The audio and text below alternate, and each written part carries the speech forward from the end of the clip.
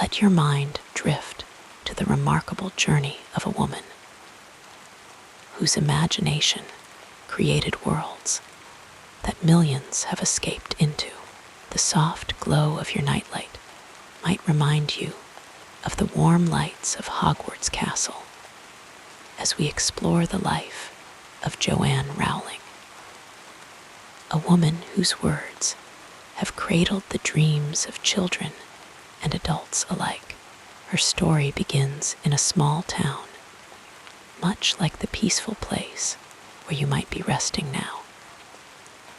Let your breathing slow as we travel through the chapters of her life, from humble beginnings to becoming one of the most beloved storytellers of our time. The gentle rhythm of these words will guide you toward peaceful slumber as we discover how ordinary magic can be found in the most unexpected places. In the gentle light of a summer evening in 1965, in the quiet hospital in Yate, near Bristol, England, a baby girl was born to Anne and Peter Rowling. They named her Joanne, though the world would one day know her by different initials. Little Joanne Rowling arrived on July 31st, a date she would later give to a bespectacled boy, Wizard, who would change literature forever. But that was all far in the future, decades away from the soft blankets and gentle coos of her earliest days. The Rowling family lived in a modest home in Winterbourne, a suburb of Bristol. The neighborhood was filled with the gentle rhythms of everyday life. Children playing in gardens, the distant sound of trains passing, and the rustling of leaves in the old trees that lined the streets. Anne, Joanne's mother, had been a science technician before becoming a mother, her mind filled with curiosities about how the world worked. Peter worked as an aircraft engineer at the nearby Rolls-Royce factory, coming home with stories of engines and machinery that must have seemed like magic to young ears. When Joanne was just 4 years old, her sister Diane was born, completing their small family. The two girls would grow close over the years, sharing whispered secrets and stories in their bedroom after their parents thought they were asleep. Joanne was a natural storyteller even then, weaving tales for her younger sister about magical creatures and faraway lands, her soft voice painting pictures in the darkness. The Rowling home was modest, but filled with books. Both Anne and Peter valued education and encouraged their daughters to read widely. S. Lewis. The Chronicles of Narnia were particular favorites. The idea of children stepping through an ordinary wardrobe into an extraordinary world, capturing her imagination in ways that would resurface years later in her own writing. When Joanne was 9 years old, the family moved to the picturesque village of Tutshill, near Chepstow in Wales. Their new home was a Gothic-style cottage called Church Cottage. Its stone walls and mullioned windows, like something from one of her beloved storybooks. The surrounding countryside was a tapestry of rolling hills, ancient forests, and mysterious ruins that seemed to whisper stories from centuries past. Here, in this gentle landscape, young Joanne's imagination continued to flourish. The 1970s in rural Britain was a time of simplicity for many children. There were no computers, No internet, no mobile phones. Entertainment came from books, from playing outdoors, from creating worlds with nothing but imagination as a guide. Joanne and her friends would spend long summer days exploring the woods near their home, inventing games and stories, coming home only when the soft evening light began to fade, and their mothers called them in for supper. School days at Tuts Hill Primary School were filled with the gentle routines of learning. The scratch of pencils on paper, the smell of chalk, dust in the air, the sing-song recitation of times tables. Joanne was a bright student, quiet but observant, absorbing knowledge like the thirsty soil of the Welsh countryside absorbed the frequent rain. Her teachers noticed her gift for language early on, the way she could craft a sentence or tell a story that held her classmates spellbound. At home, Joanne began to write her own stories, filling notebook after notebook with tales of magic and adventure.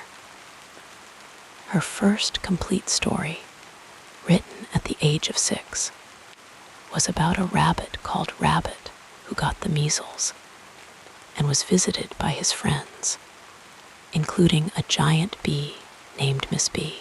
She would read these stories to Diane, who was always an enthusiastic audience, gasping and laughing in all the right places. The Rowling sisters were close, but like all siblings, they had their differences. Diane was more outgoing, more practical perhaps, while Joanne was the dreamer, the one whose mind was often elsewhere, crafting stories even as she went about her daily life. Their mother Anne understood this dreamy quality in her elder daughter, recognizing in it something of herself. Anne Rowling was a gentle presence in the family. With a love of books and a curious mind, she had studied chemistry and worked as a science technician before having children, bringing a sense of wonder about the natural world into their home. She encouraged Joanne's reading and writing, recognizing the spark of something special in her daughter's imagination. But shadows began to fall across the Rowling family when Joanne was a teenager. Anne was diagnosed with multiple sclerosis, a progressive disease that would gradually rob her of her mobility and independence. The illness came in waves, good days followed by bad, moments of hope followed by periods of decline.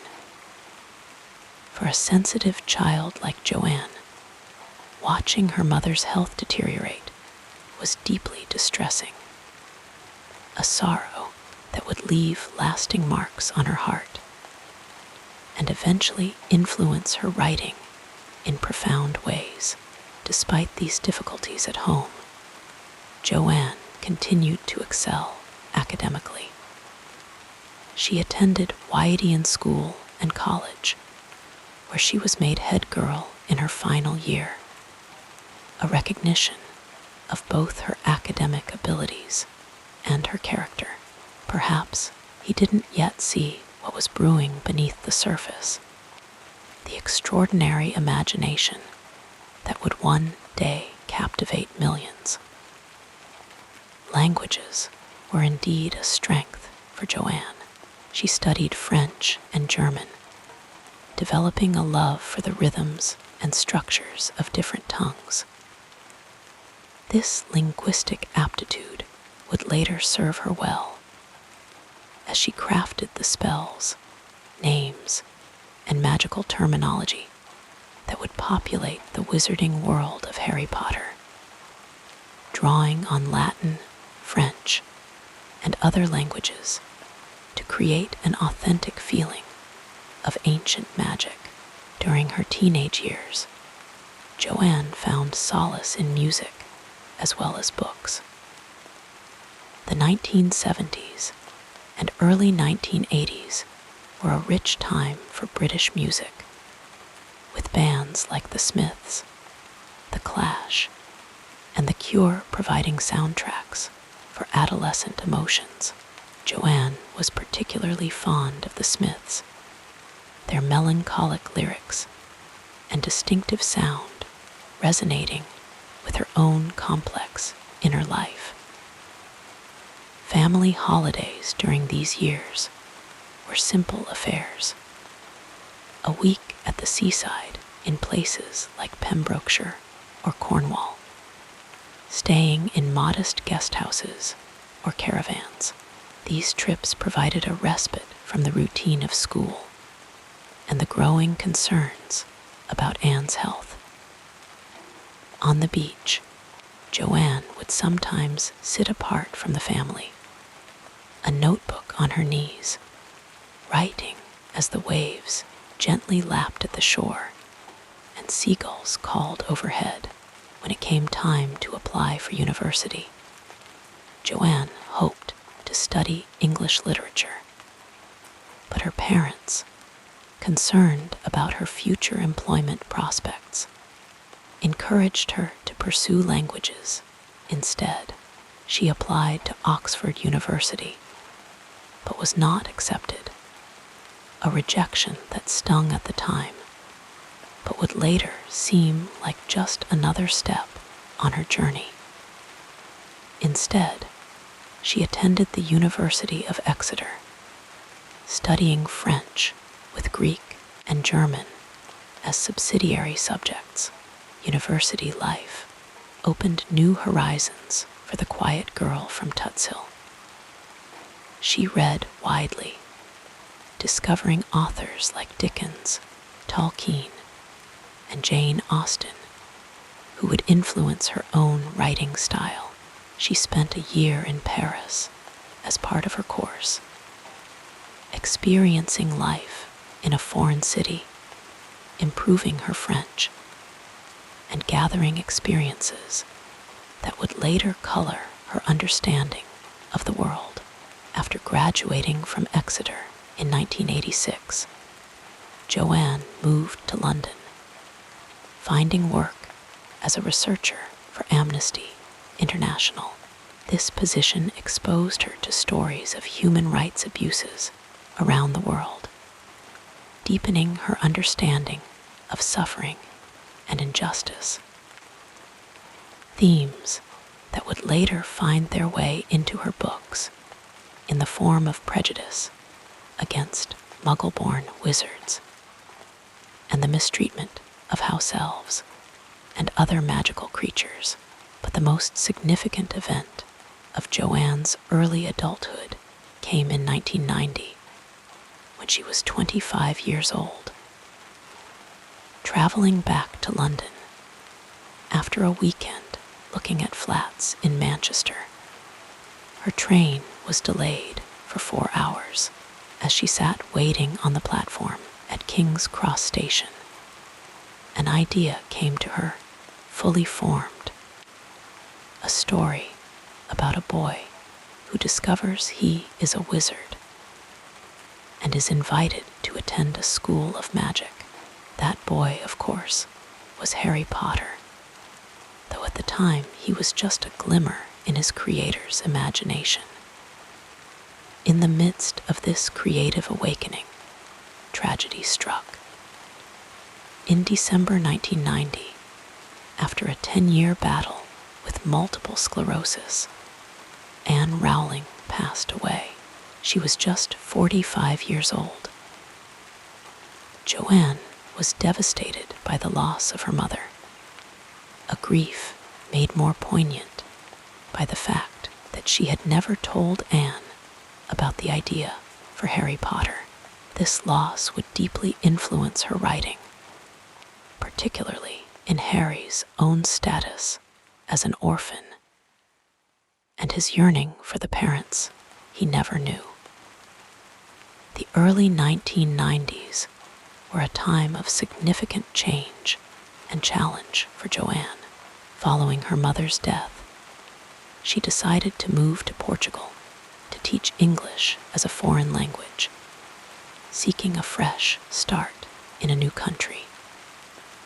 In Porto, she taught afternoon and evening classes, using her mornings to work on her Harry Potter manuscript, writing in local cafes where she could buy a single coffee and sit for hours, her daughter Jessica sleeping beside her in a stroller. During this time in Portugal, Joanne met and married Portuguese journalist Jorge Arantes. Their daughter Jessica was born in July 1993, bringing joy into a period otherwise marked by struggle. However, the marriage was short-lived and troubled.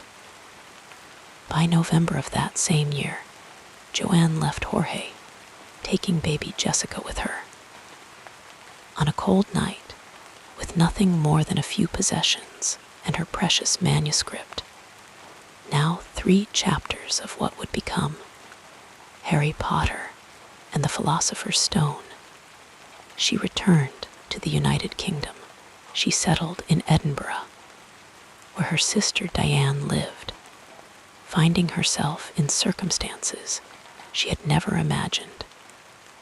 A single mother, unemployed, dependent on state benefits, and living in a small apartment that was often cold in the harsh Scottish winters. But despite these hardships, or perhaps because of them, Joanne found refuge in writing. There, nursing a single cup of coffee for as long as possible to stay warm, she continued to work on her manuscript, filling page after page with the story that had come to her that day at King's Cross Station. The Edinburgh of the mid-1990s provided a fitting backdrop for the creation of Harry Potter's world. The city's medieval architecture, with its castles, winding alleys, and Gothic spires, seems to whisper of magic and mystery. Walking through the atmospheric graveyards, Joanne found names on tombstones that would later appear in her books, including one marked Thomas Riddell, which would transform into the true name of her greatest villain. During this difficult period, Joanne was diagnosed with clinical depression and even contemplated suicide. The Dementors that would later appear in her 3rd Harry Potter book were born from this experience, creatures that feed on human happiness and leave only despair in their wake. Yet even in this darkness, she found the strength to continue writing, to build a world where love ultimately triumphs over death, and where courage and friendship are the most powerful forms of magic. Rowling, at her publisher's suggestion, to disguise her gender, as they feared boys might not want to read a book written by a woman, began the long process of trying to get her work published. After multiple rejections, a small publishing house called Bloomsbury agreed to publish Harry Potter and the Philosopher's Stone, offering an advance of just £1,500. The chairman of Bloomsbury gave the first chapter to his 8-year-old daughter to read. She came back demanding the next chapter immediately. Perhaps the first indication that Rowling had created something truly special. The book was published on June 26, 1997, with with an initial print run of just 1,000 copies, 500 of which were distributed to libraries. Rowling known throughout the world, but that is another story, one that flows from these humble beginnings like a river from a mountain spring, gathering strength and momentum as it goes.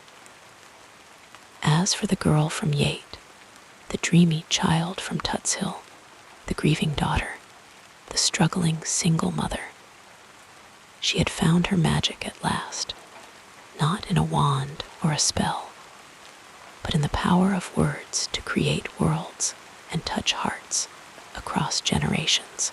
And perhaps that is the most soothing magic of all, the knowledge that even in our darkest times, we may be on the verge of creating something wonderful. Let us drift further into the story as we explore the next part of this fascinating journey in the gentle rolling hills of Gloucestershire, in a small market town called Yate. The roots of a remarkable storyteller began to take shape. Rowling. There was simply Joanne Rowling.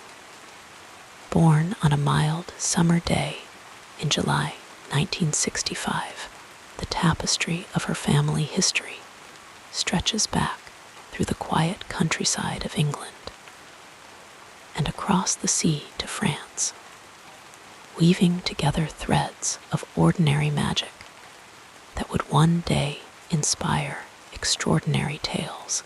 Joanne's maternal lineage traces back to the French Volants, a name that whispers of flight and movement.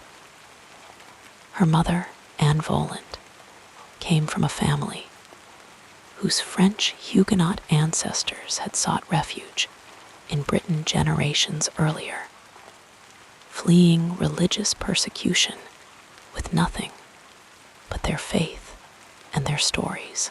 These stories, passed down through whispered bedtime tales and family gatherings, carried with them the weight of displacement, of finding home in foreign lands, themes that would one day echo through the tale of a certain boy wizard who never quite belonged. On cool evenings, when the family would gather, young Joanne would listen to her maternal grandmother speak of her French heritage, of distant relatives who once walked the streets of Paris and the countryside of Normandy. These stories settled into Joanne's imagination like gentle snow, accumulating over time into drifts of inspiration. The Volant name itself, so close to volant meaning flying in French, seems a poetic foreshadowing of the magical transportation that would one day fill her books, broomsticks soaring through night skies, enchanted cars, and majestic hippogriffs. Anne Volant met Peter Rowling, Joanne's father, on a train journey, a meeting that seems touched by the same serendipity that would later infuse her daughter's fiction. Peter came from a more solidly English background, his family having worked for generations in the industries that formed the backbone of Britain. His ancestors had been laborers, factory workers, and tradespeople, honest folk whose hands shaped the physical world rather than imaginary ones. The Rowling family had long roots in England's industrial north, where factory chimneys punctuated the skyline and coal dust settled on windowsills. Peter's grandfather had worked in the mines, descending each day into the darkness beneath the earth, returning home with coal dust embedded in the lines of his hands that would later gently turn the pages of books for his grandchildren. There was a resilience in the Rowling line, a quiet determination that would later manifest in Joanne's own perseverance through difficult times. When Anne and Peter married and settled in Yate, they brought together these two streams of heritage: the French Huguenot influence with its history of displacement and new beginnings, and the sturdy English working-class tradition with its values of hard work and practical wisdom. Their modest home became the first world that Joanne would explore, its corners and shadows, the first geography she would map in her mind. The Rowling household was not wealthy in material terms, but it was rich in stories. Books lined the shelves, their spines cracked from frequent reading. Anne and Peter read to their daughters, Joanne and her younger sister Diane, every night, voices soft in the gathering darkness, creating worlds beyond their small town. Fairy tales, myths, and legends flowed through the house like gentle currents, carrying the girls to distant realms where anything was possible. Family traditions in the Rowling home centered around these shared stories.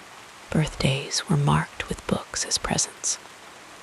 Christmas evenings spent reading aloud by the warm glow of colored lights. Anne, who worked as a science technician at Whiteian School, fostered a love of learning in her daughters, encouraging them to question and explore. Peter, who worked at Rolls-Royce as an aircraft engineer, brought home tales of how things worked, of the physics that kept massive machines in the air. A different kind of magic, but magic nonetheless.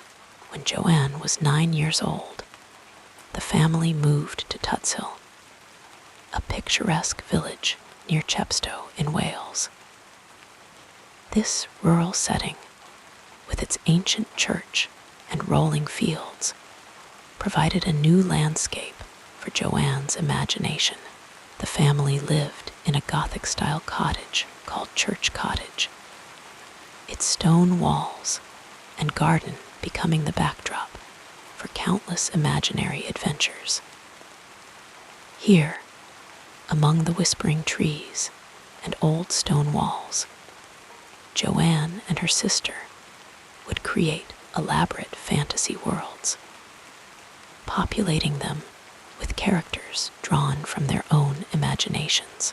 The Welsh borderlands, with their misty hills and ancient folklore, seeped into Joanne's consciousness during these formative years.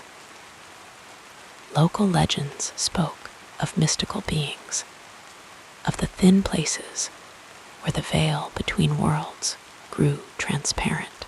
These stories joined the French and English tales already dwelling in her mind, creating a rich, multicultural mythology that would later inform the diverse world of Hogwarts School of witchcraft and wizardry. Family holidays were simple affairs, often spent exploring the British countryside or visiting relatives. The Rowlings would sometimes travel to Scotland, where the dramatic landscapes, rugged mountains, deep lochs, and ancient castles made a profound impression on young Joanne. Little did she know then that Edinburgh would one day become her home, the city where her most famous creation would take final shape.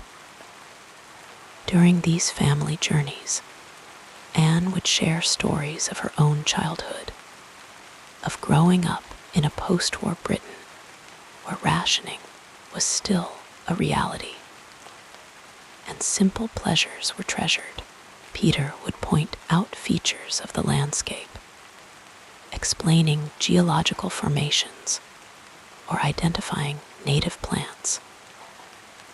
These gentle lessons, delivered without pressure or expectation, nurtured Joanne's curiosity about the world around her. The extended family gathered for christenings, weddings, and holidays, bringing together the various branches of the Rowling and Volant trees. Great aunts and second cousins would appear, bearing dishes prepared from recipes handed down through generations. French influences could be tasted in some of the Volant family specialties. Subtle herbs and careful preparation that spoke of their heritage. The Rowling contributions were heartier fare, warming dishes designed to sustain workers through long days of physical labor. At these gatherings, family stories would emerge between bites of food and sips of tea. Tales of ancestors who had shown particular courage or kindness, who had overcome hardship or demonstrated unusual talents.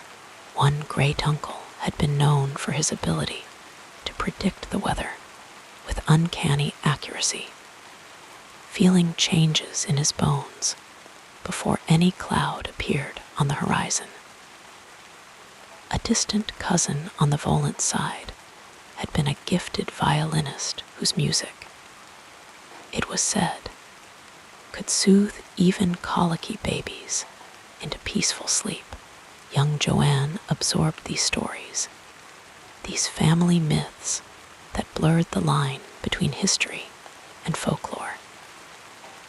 In the soft lamplight of family gatherings, as voices rose and fell and laughter rippled through the room, she witnessed the power of storytelling to bind people together across generations, to create a shared identity that transcended individual experience.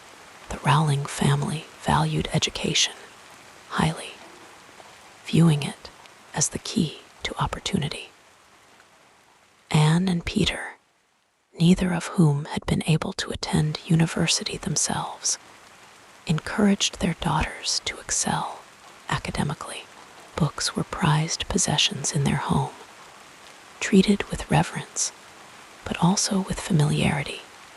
They were to be loved, not merely respected from a distance. Joanne showed early promise as a writer, crafting her first story at the age of 6, a tale about a rabbit called Rabbit who got the measles and was visited by his friend, a giant bee named Miss Bee. She would read these early creations to her sister Diane, who became her first audience, her first critic, her first fan. The sisters shared a bedroom for many years, and in the quiet darkness after bedtime, Joanne would often whisper stories to help her younger sister fall asleep. When Joanne was 15, her mother Anne was diagnosed with multiple sclerosis, a devastating blow to the close-knit family. The progressive nature of the illness meant that Anne's condition would only worsen over time, a reality that cast a shadow over the household.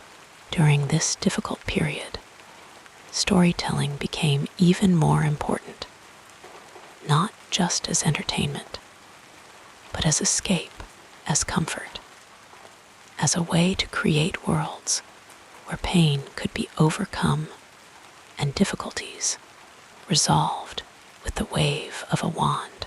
Anne's illness progressed throughout Joanne's teenage years, requiring increasing care and adaptation. The family pulled together, each member taking on new responsibilities. Through this challenging time, the values that had been woven through generations of both family lines, resilience, loyalty, finding joy in simple pleasures, became even more pronounced. These values would later find expression in the themes of Joanne's writing. The importance of friendship, the power of sacrifice, the strength found in facing adversity together. After completing her studies at Whiteian School, Joanne went on to study French and classics at the University of Exeter, carrying with her the multicultural influences of her family background. Her choice of French reflected her connection to her mother's Huguenot heritage, a way of honoring those distant ancestors who had fled their homeland, yet carried their culture with them. Tragedy struck the family when Anne Rowling passed away in December 1990 after a 10-year battle with multiple sclerosis. Joanne was just 25, and the loss of her mother, whom she had been very close to, was devastating. This profound grief would later inform her understanding of loss and its impact, particularly on children, lending authenticity to the experiences of a certain orphaned boy who would never know his parents. In the years that followed, Joanne's life took her to Portugal, where she taught English and briefly married, becoming a mother herself to her daughter Jessica. When her marriage ended, she returned to Britain with her infant daughter, settling eventually in Edinburgh, where her sister Diane lived. It was here, often writing in cafes while her daughter slept beside her, that she completed the manuscript that would change her life. And the reading habits of millions of children worldwide. Throughout this journey, the influences of her family history remained with her. The French Huguenot resilience in the face of displacement, the English working class determination to create something meaningful through persistent effort, the values instilled during those quiet evenings in Yate and Tutshill, the stories shared around family tables, the lessons learned during her mother's illness. All these elements flowed into her work, enriching it with authentic emotion and universal themes that would resonate across cultures and generations. K. Rowling itself contains a nod to family. The K stands for Kathleen, her paternal grandmother's name, a woman known for her storytelling gifts and kind heart. By incorporating this name, Joanne carried a piece of her family history into her new identity as an author. The peaceful narrative of this life continues as we turn our attention to what happened next in the gentle village of Yate in Gloucestershire, England. A child named Joanne Rowling entered the world on a summer day in 1965. The air of this small English community carried the scent of nearby fields and the distant hum of the modest industry that sustained many local families. The Rowling family home was a simple dwelling, comfortable though not extravagant, with walls that held the soft murmurs of family conversations and the rustle of book pages being turned in quiet evening hours. The light in Gloucestershire had a particular quality, sometimes clear and bright, illuminating the stone buildings with a golden glow, and other times soft and diffused through the frequent mists that rolled across the countryside. Young Joanne would wake to this light, filtering through curtains, casting gentle patterns across her bedroom floor. The room she shared with her younger sister Diane was a sanctuary of imagination. The walls adorned with pictures drawn by small, determined hands, shelves lined with books borrowed and treasured. Outside their window, the garden stretched, not manicured or formal, but alive with the kind of natural beauty that invites a child's exploration. Wild roses sometimes climbed along the fence, their fragrance drifting through open windows. On summer evenings, the lawn was dotted with daisies in spring, their white petals and yellow centers becoming chains in the hands of the Rowling sisters as they wove crowns for each other's hair. A large tree, perhaps an oak or sycamore, provided dappled shade in summer, its leaves creating a gentle, whispering canopy overhead. The sounds of this childhood were the gentle backdrop to Joanne's developing imagination. Birds calling to one another at dawn, the distant church bells marking the hours on Sundays, the soft patter of rain against windows during the long, gray winters. There was the creak of the garden gate, the gentle thud of the letterbox when the post arrived, the whistling kettle in the kitchen signaling tea time. These were the rhythms that created security, the predictable cadences of family life in a small English community. When Joanne was 9, the family moved to Tutshill, a village near the historic town of Chepstow. Here, the landscape opened up to include the winding River Wye, which curved through the countryside like a silver ribbon, sometimes mist-covered in early mornings, revealing glimpses of fish beneath its surface when the sun reached its height. The forest of Dean stretched nearby, ancient and mysterious, with paths that disappeared between trees that had stood for centuries. This forest would later find echoes in the forbidden forest of Hogwarts, a place of both danger and wonder. The Rowling family's stone cottage in Tutshill was the kind of dwelling that seemed to have grown naturally from the landscape itself. Its walls were thick, keeping the interior cool in summer and holding warmth in winter. Windows were set deep into these walls, creating little nooks where a child might sit with a book, lost in other worlds, while rain tapped gently against the glass. The floors were worn smooth by generations of footsteps, creaking slightly in certain spots that the family learned to recognize by heart. Inside this home, the kitchen was the heart of daily life. A wooden table, its surface bearing the marks of family meals and homework sessions, stood in the center.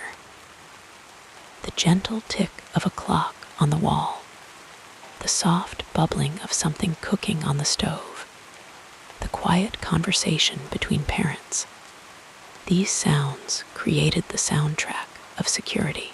In the evenings, the living room became a place of shared stories, with Joanne's father sometimes reading aloud, his voice rising and falling with the drama of the tale, creating shadows and light in the young girl's imagination.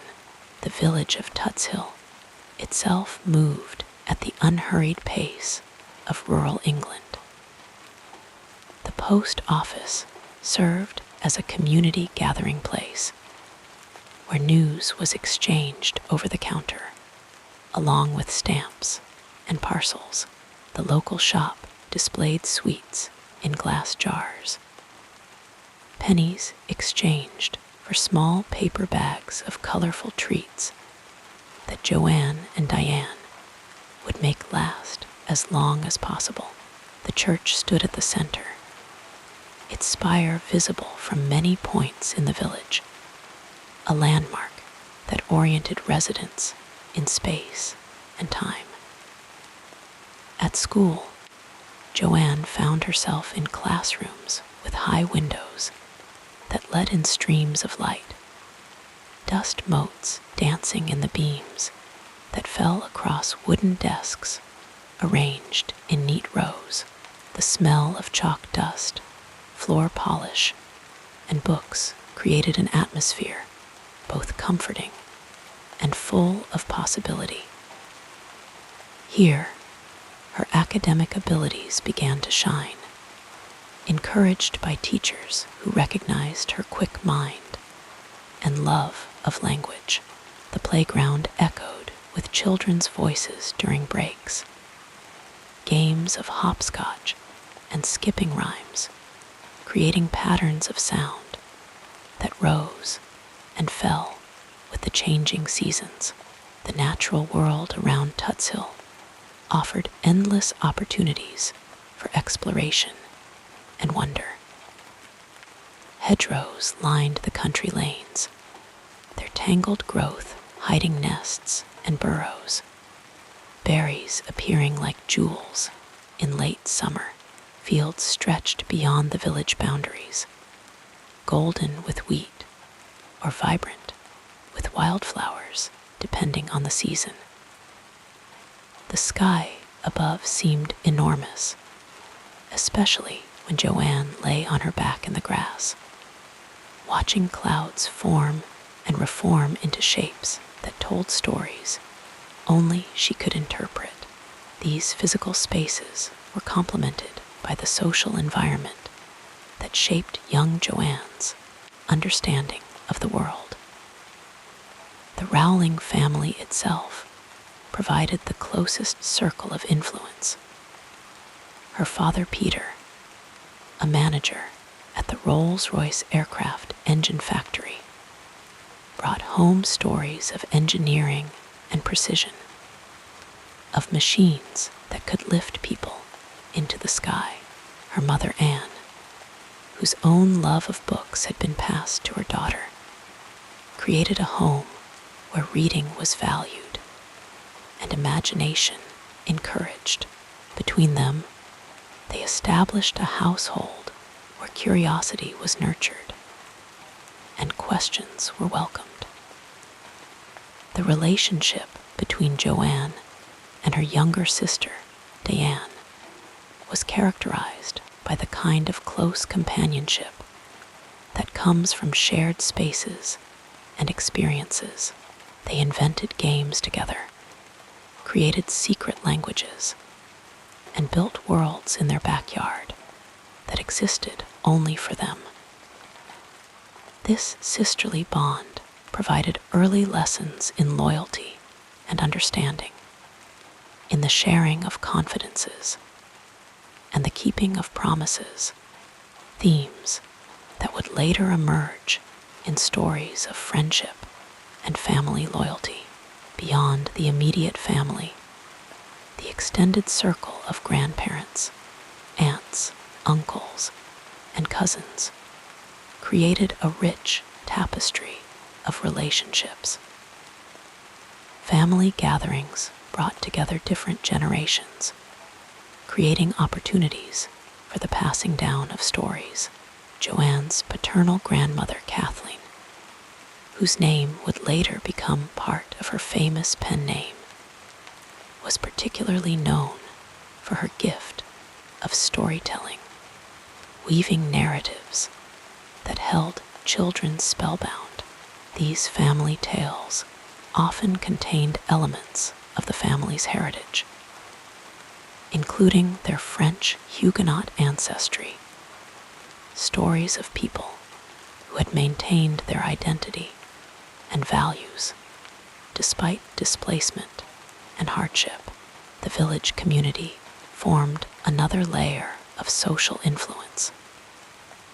Neighbors knew each other by name, noticed when children grew taller, shared concern during illnesses, and celebrated achievements together. This close-knit environment created a sense of belonging, but also of being observed. There were expectations to meet, standards to maintain. For a sensitive child like Joanne, this community provided both security and, sometimes, a desire to escape into the privacy of imagination.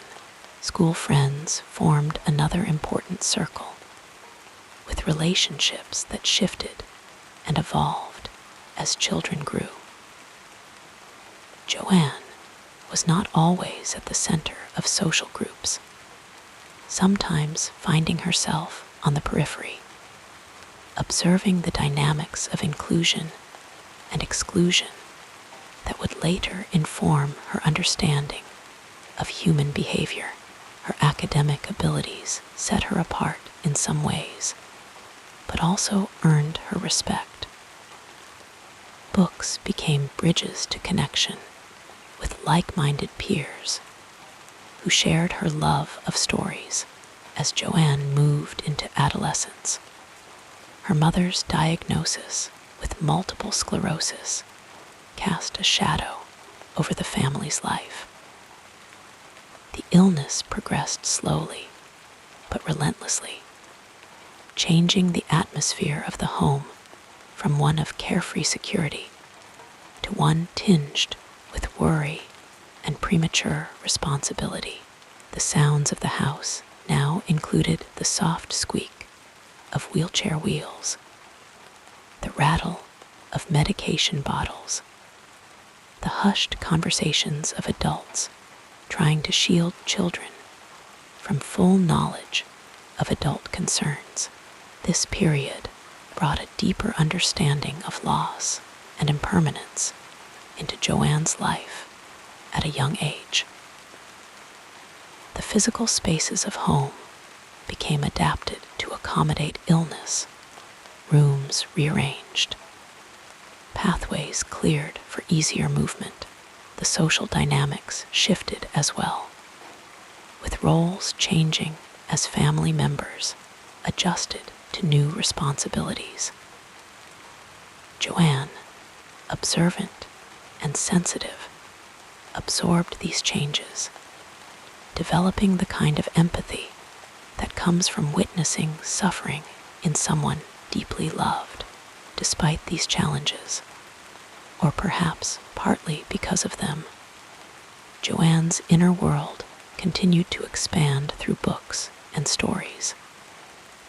The local library became a sanctuary, its hushed atmosphere and seemingly endless shelves offering escape and solace. S. Lewis, Jane Austen, Richard Adams. Each book opened doorways to different possibilities, different ways of seeing and understanding the world. The physical act of reading, the weight of a book in her hands, the texture of pages between her fingers, the gradual progress from beginning to end, provided comfort and consistency during a time when other aspects of life felt increasingly uncertain. Stories offered both escape and insight, allowing her to process emotions through the experiences of characters who faced their own challenges and emerged changed but intact. Writing, too, became increasingly important. The scratch of pen on paper, the formation of words that could capture thoughts and feelings, the creation of narratives where she controlled the outcome. These activities provided a sense of agency that balanced the helplessness sometimes felt in the face of her mother's illness. In notebooks and on loose pages, stories began to take shape, early attempts at creating the kind of magic she found in books. When Joanne was 15, the family moved to Winterbourne, another village near Bristol. This new environment brought different landscapes to explore, different rooms to make familiar, different routes to school. The adjustment required resilience, the ability to create new connections while maintaining a sense of self for a teenager already navigating the complex emotional terrain of adolescence. This move added another layer of challenge and opportunity for growth. Throughout these years, the physical and social environments of Joanne's childhood were quietly shaping the writer she would become. The detailed observation of human behavior in small communities, the understanding of how physical spaces affect emotional states, the appreciation for the natural world in all its seasons. These elements were being absorbed and processed, stored away for future use.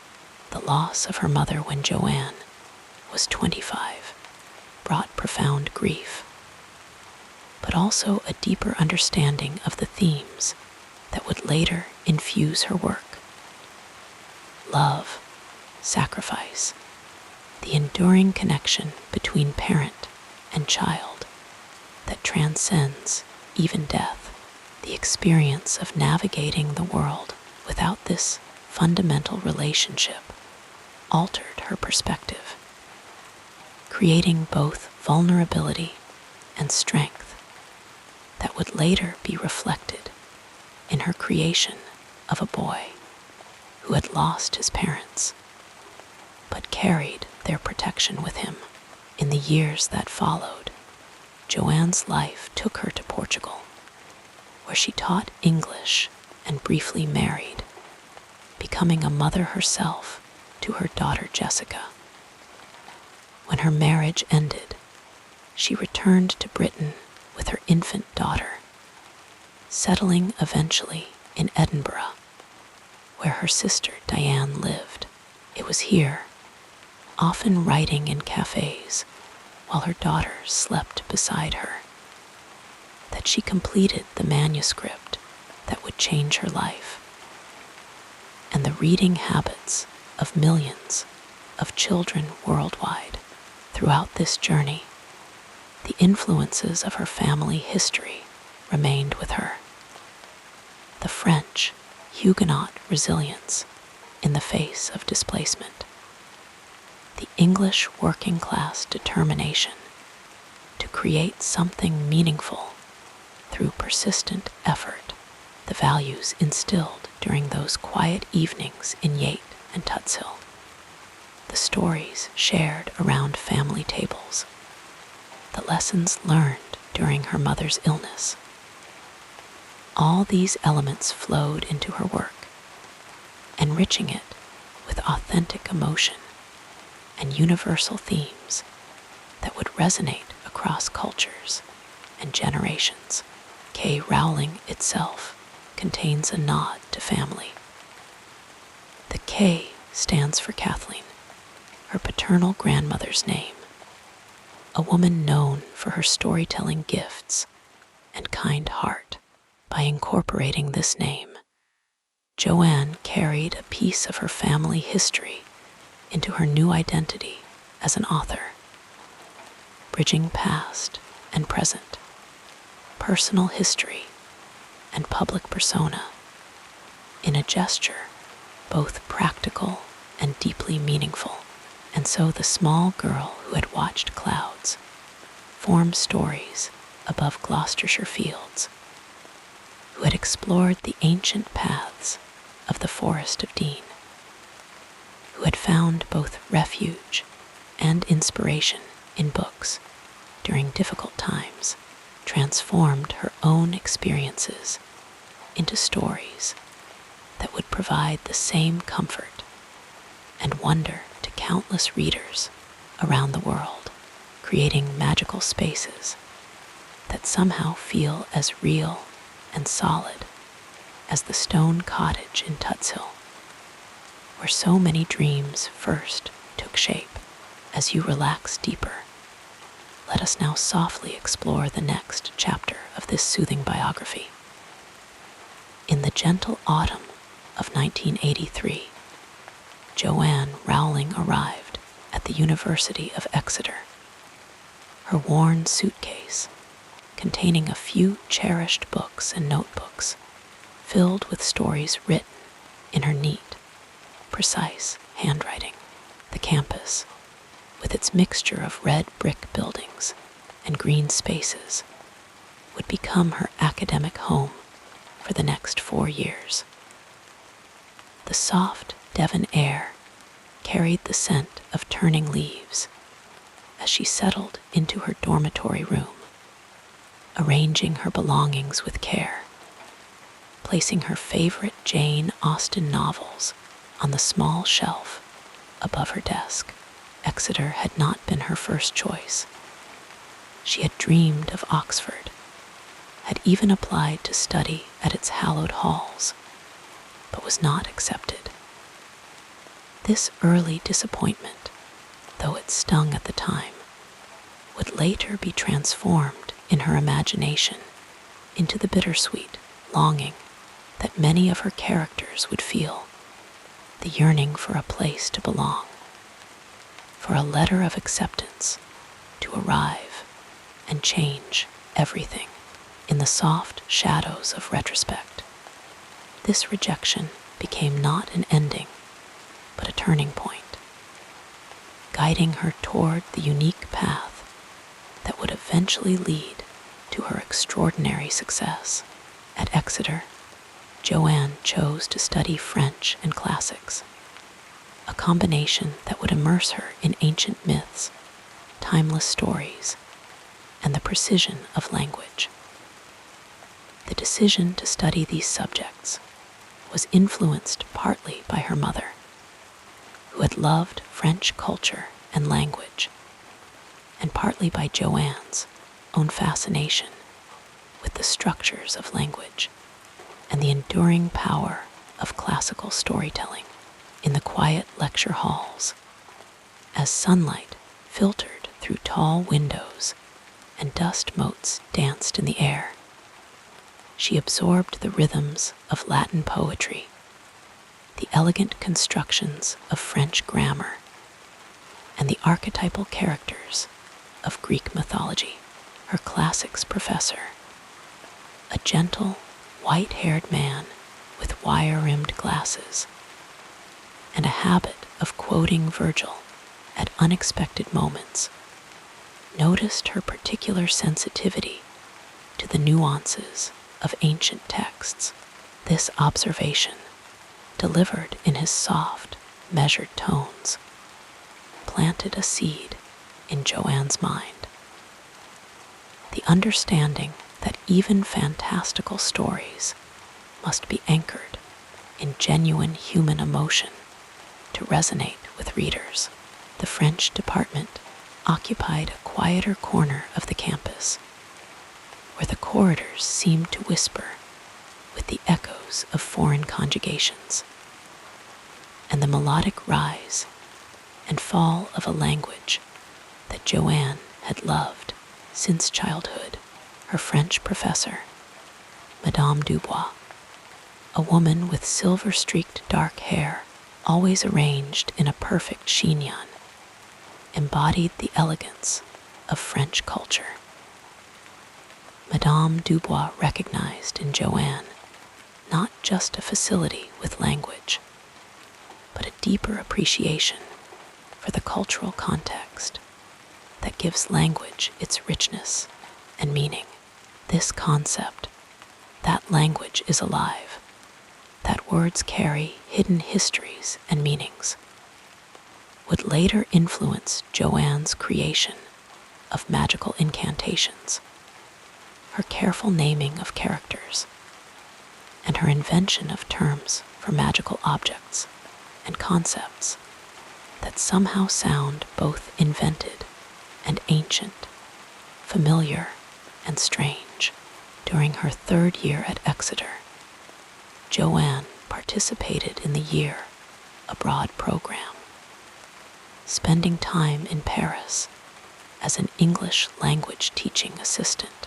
The City of Light embraced her with its timeless beauty, the Seine flowing quietly beneath ancient bridges, the golden glow of street lamps reflecting on rain-washed pavements, the quiet corners of Luxembourg Gardens where she would sit for hours, watching children sail tiny boats across the pond, while she filled her notebook with observations and story fragments in a small apartment near Montmartre, with a window that framed a slice of Parisian skyline.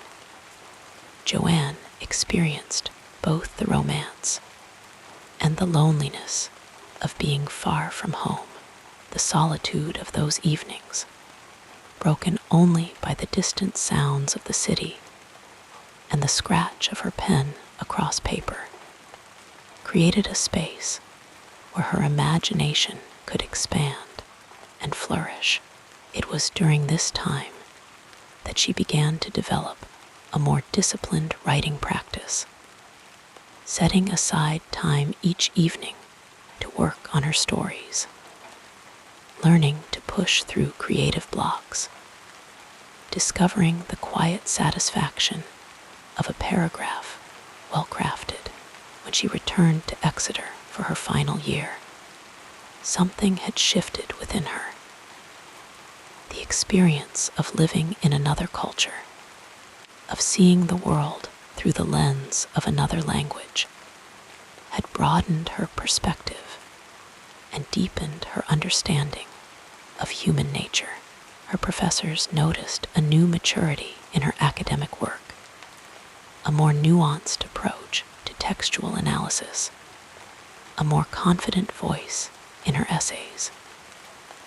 G.S. Lewis, hours would pass unnoticed as she sat in a pool of lamplight. The soft turning of pages and occasional whispers, the only sounds disturbing the tranquil atmosphere. One rainy afternoon in that library, as she researched a paper on medieval alchemical symbols for her classics course, Joanne came across references to the philosopher's stone and Nicola's flame, the ancient pursuit of transformation, of base metals into gold, of mortality into immortality, captured her imagination. She made careful notes, not knowing that years later these historical details would weave themselves into the fabric of her fictional world, transformed by the alchemy of her own creativity. Joanne graduated from Exeter in 1986 with a Bachelor of Arts in French and Classics. The ceremony took place on a mild summer day. The graduates in their black robes and mortarboards creating a scene that would later echo in her descriptions of Hogwarts students in their school robes. Her parents watched with pride as she received her diploma, her mother's health having stabilized enough for her to attend this important milestone. In photographs from that day, Joanne's smile contains both accomplishment and uncertainty, the natural apprehension of a young person standing at the threshold of adult life, degree in hand, future unwritten. After graduation, Like many young people with humanities degrees, Joanne faced the practical question of how to translate her education into a career. She moved to London, that vast, ancient city with its layers of history and possibility, and found work as a researcher at Amnesty International, the organization's offices filled with earnest people committed to documenting and addressing human rights abuses around the world, introduced her to stories of courage and resilience that would later influence her portrayal of characters standing against oppression and injustice. Her days were spent researching cases of political prisoners and human rights violations, work that was emotionally demanding but deeply meaningful. In the evenings, in her small flat in Clapham, she would continue to write, using the creative process as a way to process the difficult realities she encountered in her professional role. The contrast between the stark facts of her research work and the imaginative freedom of her writing created a balance that sustained her through this period. It was during a delayed train journey from Manchester to London in 1990 that the idea for Harry Potter first came to her, not in fragments or pieces, but as a nearly complete vision of a boy who discovers on his 11th birthday that he is a wizard.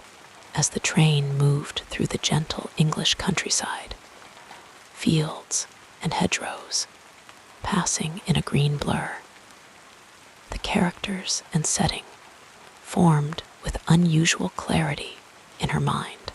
Later, she would describe this moment as an experience of pure inspiration, the story arriving fully formed into her consciousness. The years that followed were marked by significant personal challenges. The death of her mother from complications of multiple sclerosis, a brief marriage that ended in divorce, a move to Portugal to teach English, the birth of her daughter Jessica, and a return to Britain as a single mother facing economic hardship. Throughout these difficult times, the story that had come to her on that train journey remained a constant, a world she could retreat to and build upon, even in the most challenging circumstances. In Edinburgh, where she settled with her young daughter, Joanne wrote in cafes, while Jessica slept in her stroller beside her. The warm, steamy atmosphere of these places, with their gentle background noise of conversations and clinking cups, provided a welcome change from her cold flat. One cafe in particular, the Elephant House, with its view of Edinburgh Castle, became a regular writing spot. The ancient castle on its rocky outcrop, dominating the city skyline, may have influenced her visualization of Hogwarts, that magical school perched high above a lake. During this period, Joanne enrolled in a teacher training course at the Moray House School of Education, part of the University of Edinburgh. Education had always been valued in her family, and teaching offered the prospect of a stable career that would support her and her daughter. The program introduced her to theories of child development and learning styles, knowledge that would later inform her understanding of how children read and processed stories. Her experiences in the classroom, observing how children respond to different teaching methods and materials, deepened her insight into the minds of young readers. The process was slow, each chapter carefully crafted in stolen moments between her responsibilities as a mother and teacher. She created detailed notes on her fictional world, family trees for her characters, maps of magical locations, histories of wizarding institutions, lists of spells and their effects. This meticulous world building, drawing on her classical education and love of mythology, would later be recognized as one of the strengths of her series. Rowling, at her publisher's suggestion, they feared boys might not read a book written by a woman, faced the daunting process of finding an agent and publisher, the story of her eventual success, the agent who saw potential in her work, the auction of publishing rights, the gradual and then explosive growth of her readership, has become almost as well known as the books themselves. What is perhaps less widely appreciated is how thoroughly her education and intellectual development informed the creation of the Harry Potter series. Her classical training is evident in the Latin-based spells, the mythological creatures adapted for her magical world, and the archetypal journey of her hero. Her love of language, nurtured during her study of French, appears in her playful naming conventions and linguistic jokes. Her understanding of human rights issues, developed during her time at Amnesty International, emerges in her exploration of prejudice and discrimination in wizarding society. Most significantly, her own experiences of loss, hardship, and resilience provided emotional authenticity to her portrayal of Harry's journey. The themes that resonate most deeply in her work: the power of love as a protective force, the importance of choices in defining character, the strength found in friendship, the complexities of good and evil, reflect her own intellectual and emotional processing of life's challenges. Rowling's education extended far beyond formal academic institutions. Her real education encompassed the full range of human experience: joy and grief, success and failure, acceptance and rejection, security and precariousness. This broader education, combined with her natural storytelling gifts and disciplined craft, enabled her to create a world that feels at once magical and authentic, fantastical and emotionally true. In that address, she spoke of how her own experiences of failure had stripped away the inessential and allowed her to focus on the one thing she truly wanted to do: write. In this way, even her disappointments became valuable parts of her education, teaching lessons that success alone could never impart. Rowling's educational journey, formal and informal, planned and unexpected, shaped not just her writing, but her understanding of what truly matters in life. Her stories, born from this rich tapestry of learning and experience, continue to educate and comfort readers around the world, guiding them through their own dark forests with the soft, unwavering light of imagination. Our soothing biography continues with a look at the next important period in this incredible life: Every life is woven with threads of influence, delicate strands of guidance and inspiration that shape who we become. Rowling, these threads were spun by mentors, role models, and quiet influences, some present for only a fleeting moment, others steady and enduring. Their words, their kindness, and sometimes even their absence left deep impressions on her heart, guiding her through the winding paths of her journey. One of the earliest and most profound influences was her mother, Anne Rowling. A kind, book-loving woman with a sharp wit and a quiet strength, Anne filled their home with stories, with such warmth that the words seemed to glow. Tales of adventure, mystery, and magic became the backdrop of their evenings, planting seeds in the fertile soil of a child's imagination.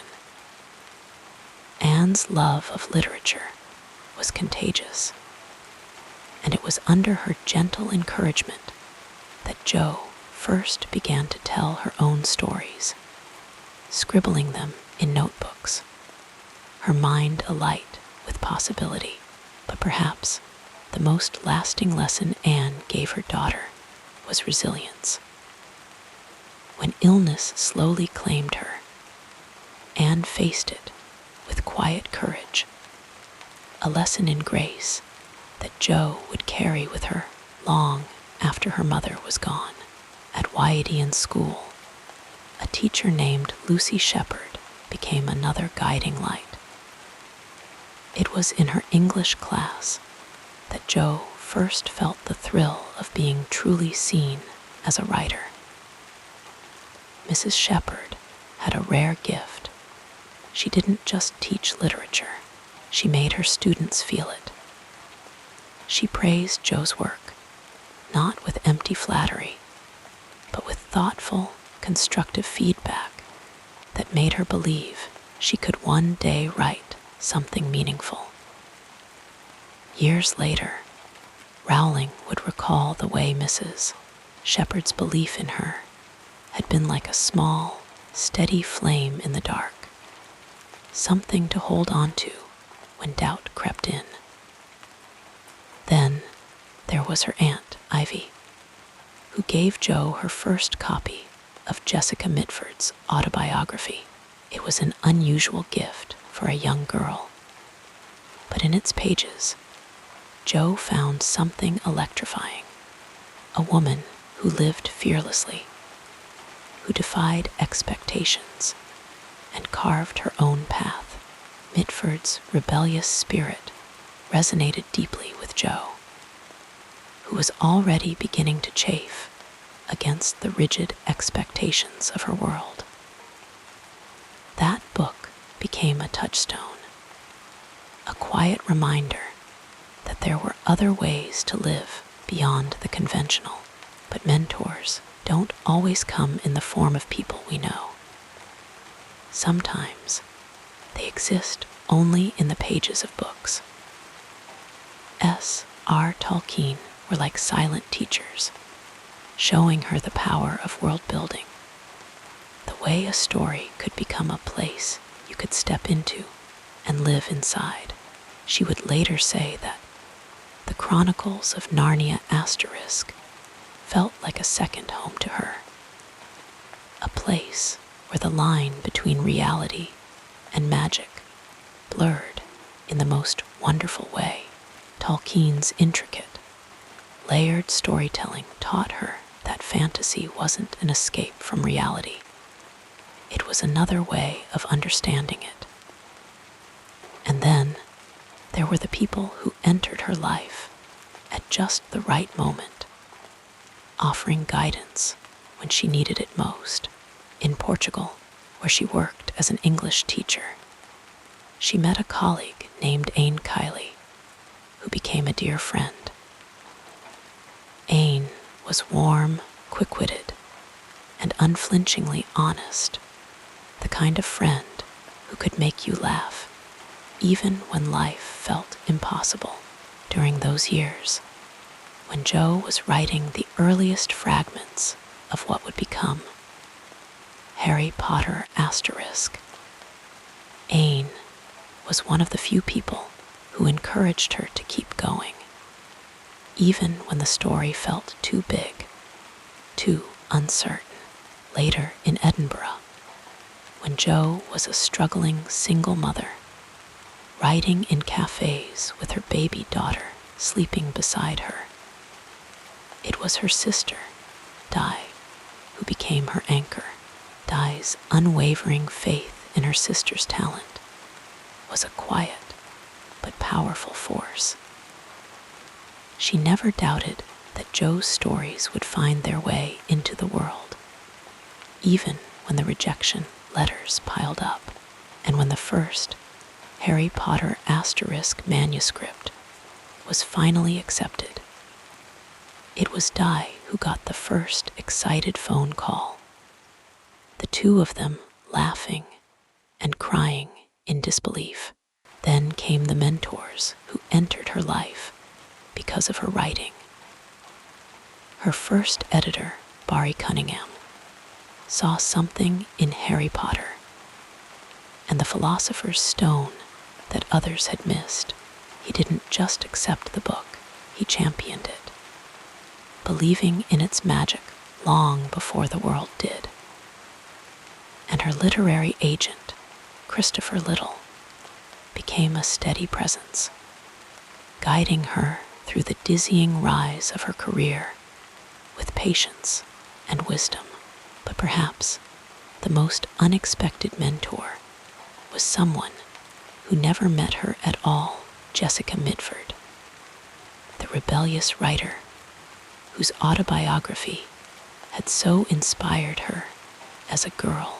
Years later, when Jo was already famous, she discovered that Mitford's family had been touched by her work. Mitford's daughter wrote to her, telling her how much her mother would have loved the Harry Potter * books. It was a full circle moment, a quiet reminder that the people who inspire us often never know the impact they've had. And then there were the readers, the children who wrote to her, the parents who told her how her books had helped their kids through difficult times. They became a kind of mentorship in reverse, teaching her the responsibility that came with storytelling, the way words could heal and comfort. As the years passed, Jo herself would become a mentor to others, offering advice, championing new writers, and speaking openly about the struggles she had faced. She knew better than most how much a single encouraging word could mean. And so, in the quiet hush of night, we see how these threads, some bright, some barely visible, were woven into the tapestry of her life. A mother's love, a teacher's belief, a friend's laughter, a stranger's words on a page. Each one left its mark, shaping not just the writer she became, but the person. And in the end, perhaps that is the greatest magic of all. The way we are all made of the people who have loved us, guided us, and believed in us, even when we couldn't believe in ourselves. Let your mind float with these gentle recollections as we move forward in our story. Before the fame, before the whispered name of Harry Potter became known in every corner of the world, there was simply Jo, a young woman with a head full of stories and a heart full of determination. The early years of her career were not marked by grand successes or overnight triumphs, but by quiet persistence, small steps forward, and an unshakable belief in the world She was building word by word. It began in the early 1990s, in the dim glow of cafe tables where she would sit for hours, her baby daughter Jessica sleeping beside her in a pram. Money was scarce, and time was even scarcer. She wrote in stolen moments, between feedings and nap times, scribbling her ideas on napkins when she couldn't afford fresh notebooks. The Edinburgh cafes became her makeshift office, their warmth a refuge from the chill of uncertainty. The baristas knew her by sight, the quiet woman in the corner, always writing, always dreaming. Her first job after university had been as a researcher for Amnesty International in London, where she spent her days reading about human rights abuses and injustices from around the world. The work was heavy, the stories heartbreaking, but it shaped her understanding of courage, of standing up against darkness. She would later say that this experience deepened her belief in the power of stories to speak truth, to give voice to the voiceless. But life, as it often does, took unexpected turns. A failed marriage left her a single mother, struggling to make ends meet. She moved to Edinburgh to be near her sister, Di, and it was there, in the shadow of personal hardship, that she began to shape the story that would change everything. The idea for Harry Potter had come to her years earlier, on a delayed train journey from Manchester to London. A boy with round glasses and a lightning-shaped scar had appeared in her mind, fully formed, as if he had been waiting for her to notice him all along. Now, in those quiet cafe hours, she gave him a home, Hogwarts, a castle hidden in the mist, a place where magic lived in the walls and friendship was the most powerful spell of all. She wrote in longhand, filling notebook after notebook, her pen moving steadily across the page, as if the story were flowing through her rather than from her. Yet the path to publication was anything but smooth. Rejection letters piled up, one after another, some kind, some indifferent, all carrying the same message. No. Publishers didn't know what to make of a children's book that was also something more, a story about loss and love, about good and evil, about a boy who lived beneath a staircase, but belonged to a world of wonder. Then one day, a small ray of hope. A letter arrived from Christopher Little, a literary agent who saw something special in her manuscript. He agreed to represent her, and though the road ahead was still uncertain, it was a beginning. The manuscript made its way to Bloomsbury, a modest publishing house at the time, where a young editor named Barry Cunningham took a chance on it. Even then, the success of the book was far from guaranteed. The initial print run was small, just 500 copies, half of which were destined for libraries. And then, slowly, something remarkable began to happen. Children who read the book passed it to their friends, who passed it to theirs. Teachers read it aloud in classrooms, their voices bringing the words to life. Parents found themselves staying up late, turning pages long after their children had fallen asleep. The story spread not through grand marketing campaigns, but through whispers, through shared excitement, through the kind of word-of-mouth magic that can't be manufactured.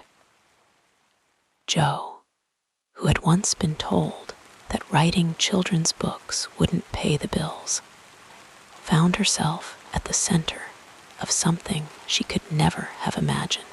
The first royalty check arrived, and with it, a fragile sense of security. She could pay the rent. She could buy groceries without counting every penny. She could breathe. But the real reward wasn't the money, it was the letters. They poured in from young readers, from parents, from teachers. Children wrote to her as if Harry, Ron, and Hermione were real friends, as if Hogwarts were a place they could visit, if only they knew the right platform at King's Cross. Parents wrote to thank her for giving their children a love of reading, for helping them through difficult times with stories of bravery and hope. And so, as the first book grew into a series, as the world of Harry Potter expanded with each new installment, Jo found herself not just a writer, but a guardian of something precious. She took that responsibility seriously, answering letters, meeting young fans, always aware of the trust they placed in her. The years that followed were a whirlwind book signings that stretched for hours, midnight release parties where children dressed as wizards lined up outside stores, translations into dozens of languages. But through it all, she remained, at heart, the same woman who had written in cafes with a sleeping baby beside her. The same woman who believed in the power of stories to mend broken places, to light dark corners, to remind us that we are never truly alone. And drifting like clouds across the evening sky, we now move to the next part of this calming life story. As the years unfolded, Jo's quiet determination and boundless imagination transformed her into more than just a writer. She became a storyteller for generations. The Harry Potter series, a saga that began with a single spark of inspiration on a delayed train, grew into a constellation of 7 books, each one deepening the magic, expanding the world, and drawing millions of readers into its embrace. The first, Harry Potter and the Philosopher's Stone Asterisk, was a modest success at first, but word of mouth spread like wildfire, and soon children and adults alike were waiting breathlessly for the next installment. She wrote in longhand at first, filling notebooks with her looping script, crafting the story in cafes while her daughter napped beside her. There was something almost meditative about her process, the way she would pause, gaze into the distance, as if listening to the whispers of her characters before setting them down on paper. She built the world meticulously, layering in details like a painter with an endless canvas. The enchanted ceiling of the Great Hall, the shifting staircases of Hogwarts, the way chocolate could mend a soul after encountering a Dementor. These were not just flourishes, but threads woven into a tapestry that felt as real as the world outside her window. As the series grew, so did its impact. Children who had never before loved reading now carried thick hardcovers with them everywhere, their pages dog-eared from repeated visits, parents found themselves reading aloud at bedtime, voices softening as they traced the adventures of Harry, Ron, and Hermione. The books became a shared language, a bridge between generations, and Jo, though now a household name, never lost sight of why she had begun to tell a story that mattered, one that spoke of love, loss, bravery, and the unbreakable bonds of friendship. Her success was staggering, but she wore it lightly. The midnight release parties became events of their own, with queues stretching around city blocks, fans dressed in homemade robes, their wands held aloft like torches in the dark, bookstores transformed into enchanted spaces, their windows painted with owls and broomsticks, their shelves heavy with anticipation.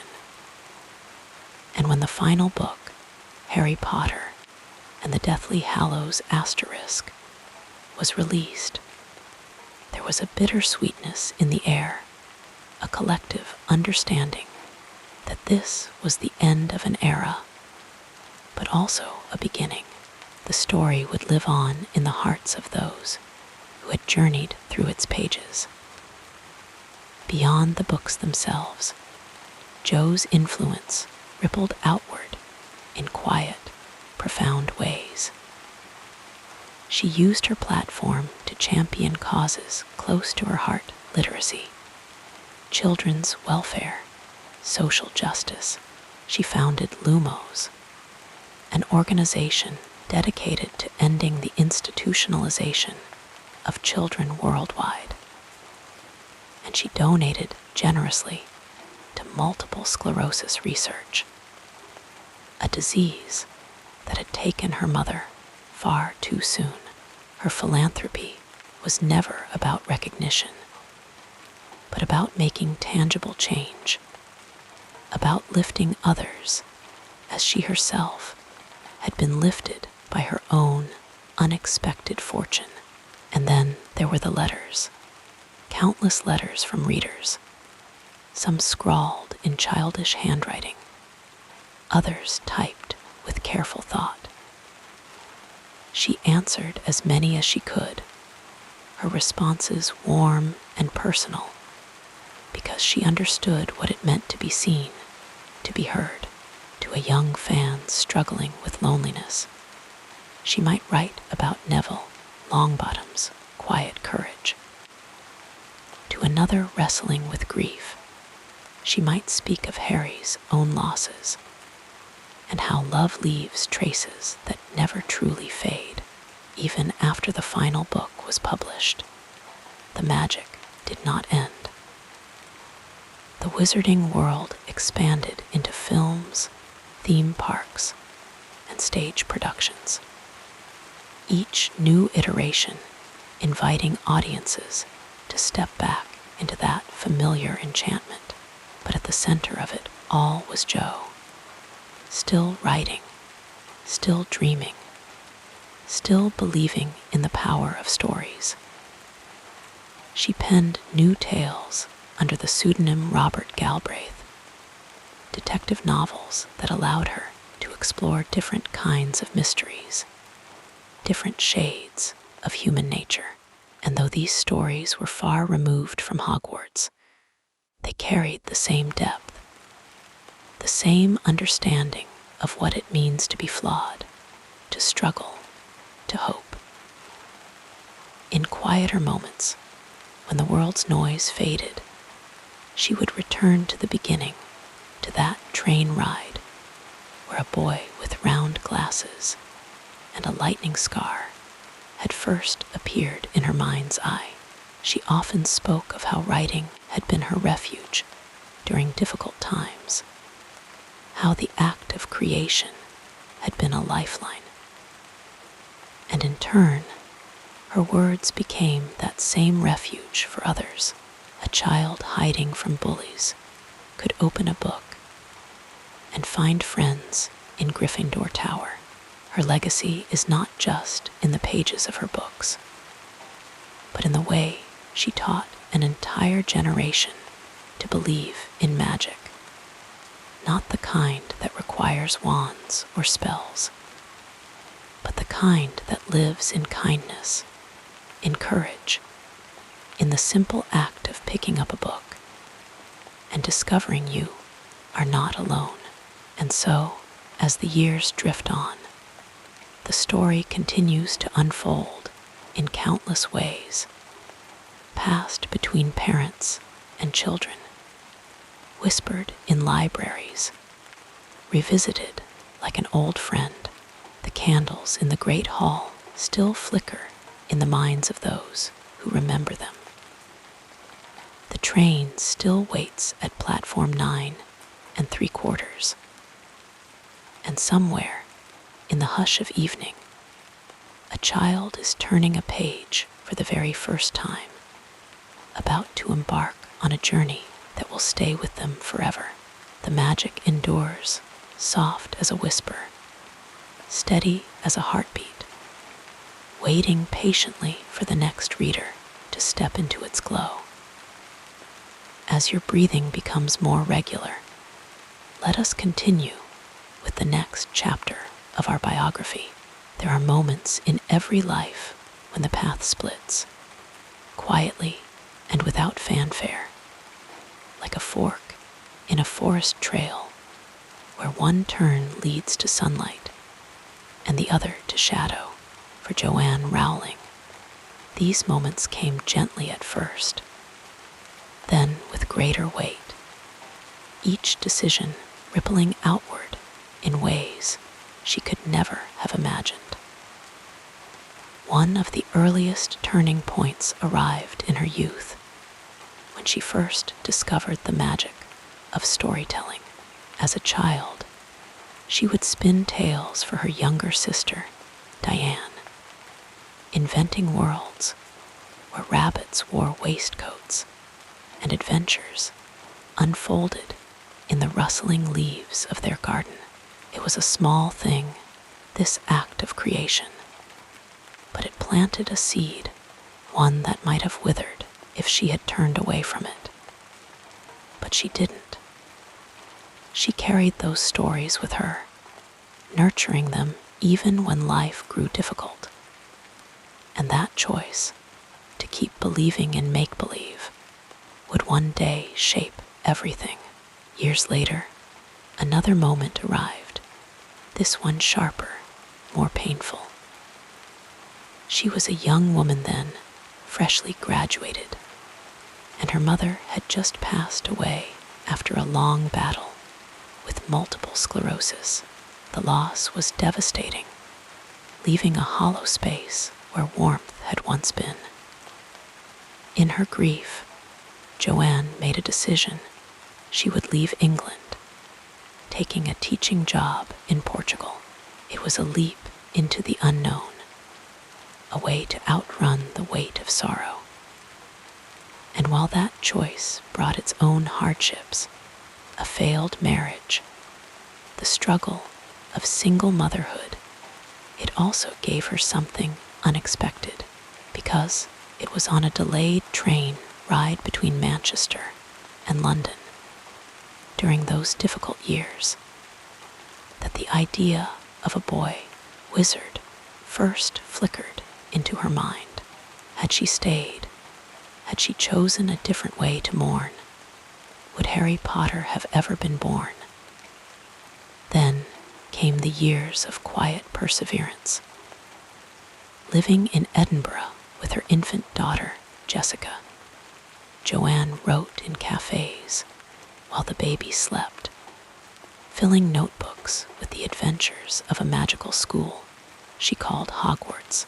Money was scarce, hope was thinner still, but she kept writing.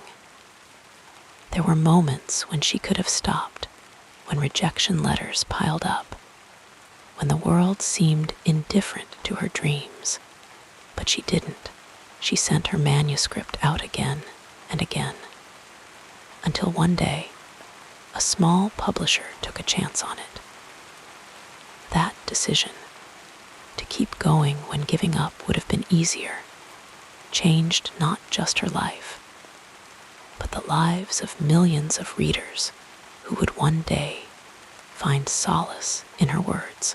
And then the moment that transformed everything: the publication of Harry Potter and the Philosopher's Stone asterisk.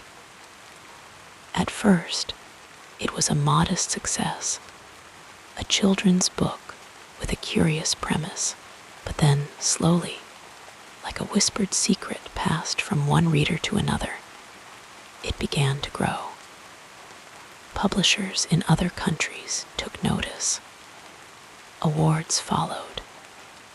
And then, the unimaginable, a bidding war for the film rights, a sudden rush of fame, the weight of expectation pressing down.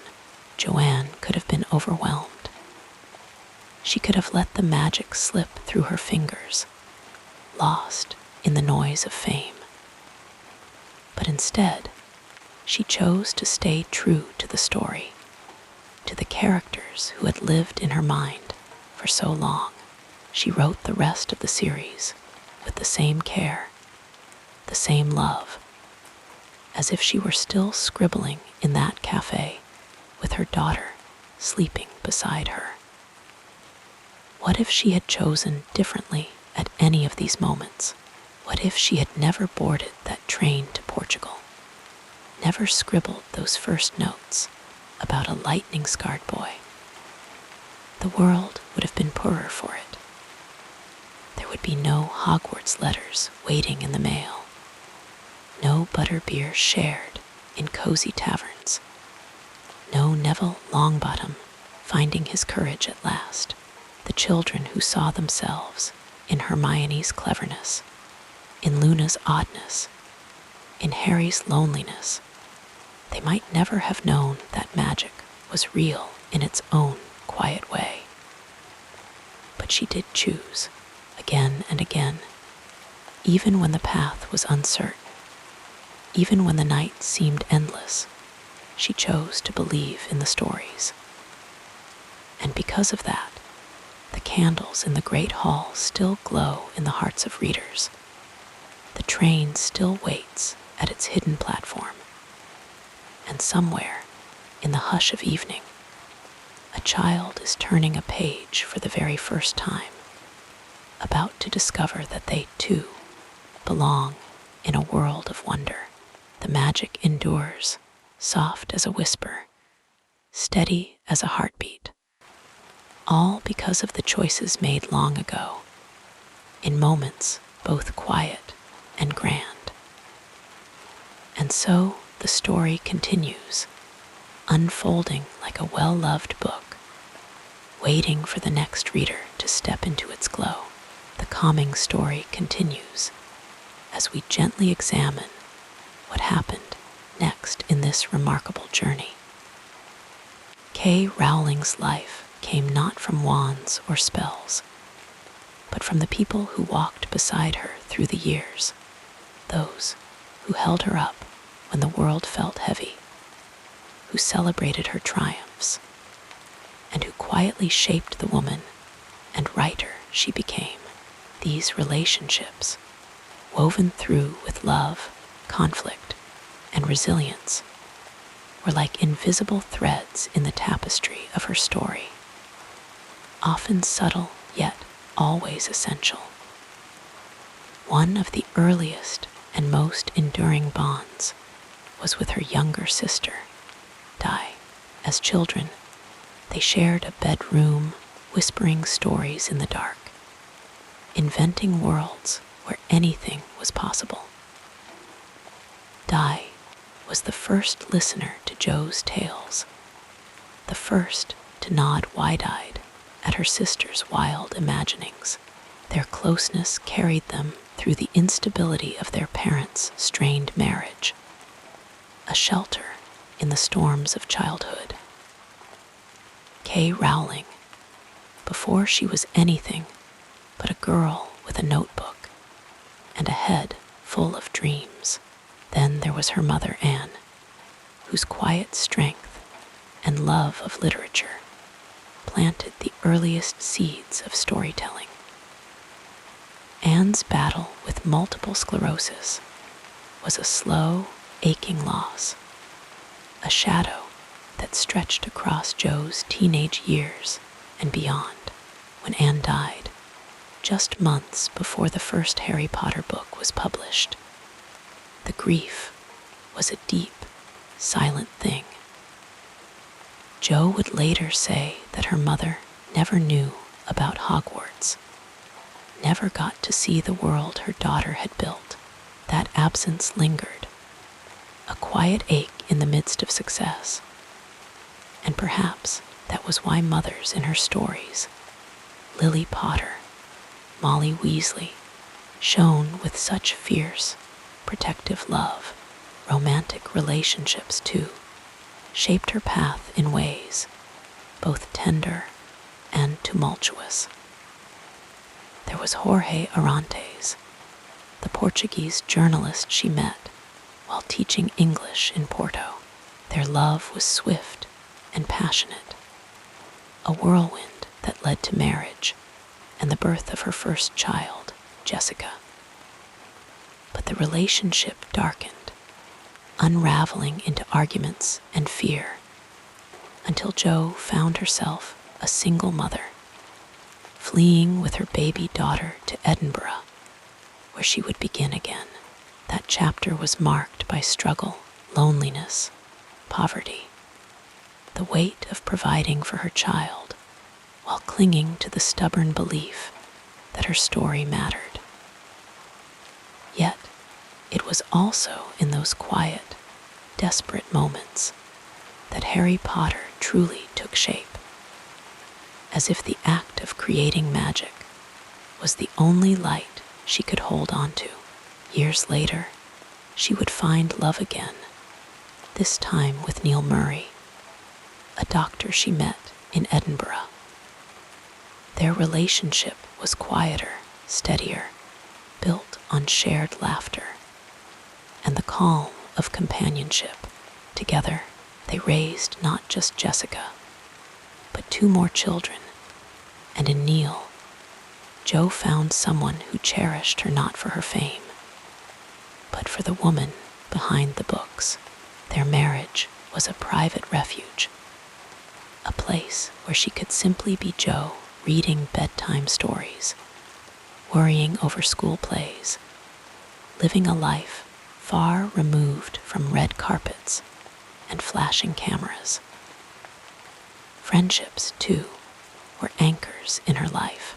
Sean Harris, her best friend from teenage years, was the one who lent her his battered Ford Anglia when she had nowhere to live, a kindness she never forgot.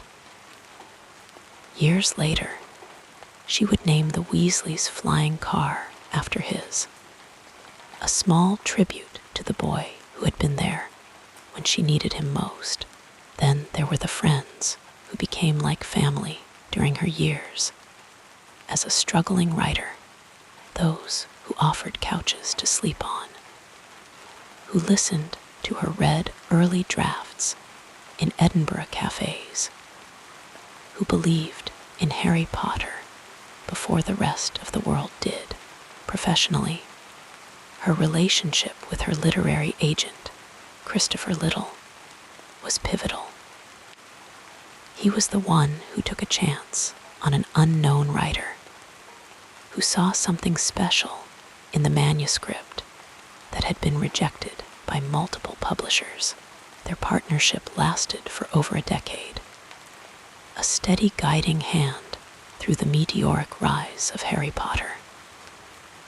And then there were the editors, like Barry Cunningham at Bloomsbury, who famously told her not to quit her day job, even as he bought her book. And later, the many collaborators who helped bring her stories to life on stage and screen. Yet not all relationships were without their fractures. Over the years, there were public disagreements, estrangements, moments when the weight of fame strained old bonds, the very people who had been there at the beginning sometimes found themselves left behind, caught in the wake of a phenomenon none of them could have predicted. There were disputes with business partners, rifts with those who felt the magic should have been shared differently, but even in those difficult moments, there were often quiet reconciliations, or at least the slow softening of time. Through it all, perhaps the most profound relationship of all was the one she shared with her readers, the children who wrote her letters, the parents who told her their kids had learned to love reading because of her, the fans who saw themselves in her characters. These were the invisible threads that connected her to something far greater than herself. She once said that the most moving moment of her life was hearing from a young girl who had been bullied, who told her that reading about Neville Longbottom gave her the courage to stand up for herself. In those moments, the story ceased to be hers alone. It became something shared, something alive in the hearts of strangers. And so, as the years unfolded, the people in her life, her family, her friends, her loves, her readers became part of the magic she had created.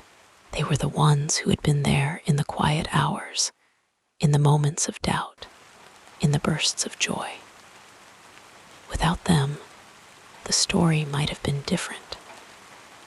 Without Di's childhood encouragement, without Jessica's presence giving her the strength to keep writing, without Neil's steady love, without the readers who turned the pages night after night, would Harry Potter have existed at all? But she did have them. And because of that, the story went on, not just in books, but in the lives intertwined with hers. Some bonds had frayed, others had grown stronger, but all had left their mark, like fingerprints on well-worn pages. And as the candles of the great hall flickered in the imaginations of millions, so too did the quiet, enduring light of the people who had helped her believe in magic long before the rest of the world ever could. Allow yourself to sink deeper into comfort as we explore the next phase of this soothing biography. Beyond the pages of her books and the glow of her literary success, Jo Rowling's life unfolded in quiet, ordinary moments that held just as much magic as the stories she wrote. Her days were often simple, shaped by routines that grounded her, by small pleasures that brought her comfort, and by the people who filled her world with warmth. She loved the early mornings best, when the world was still soft with sleep.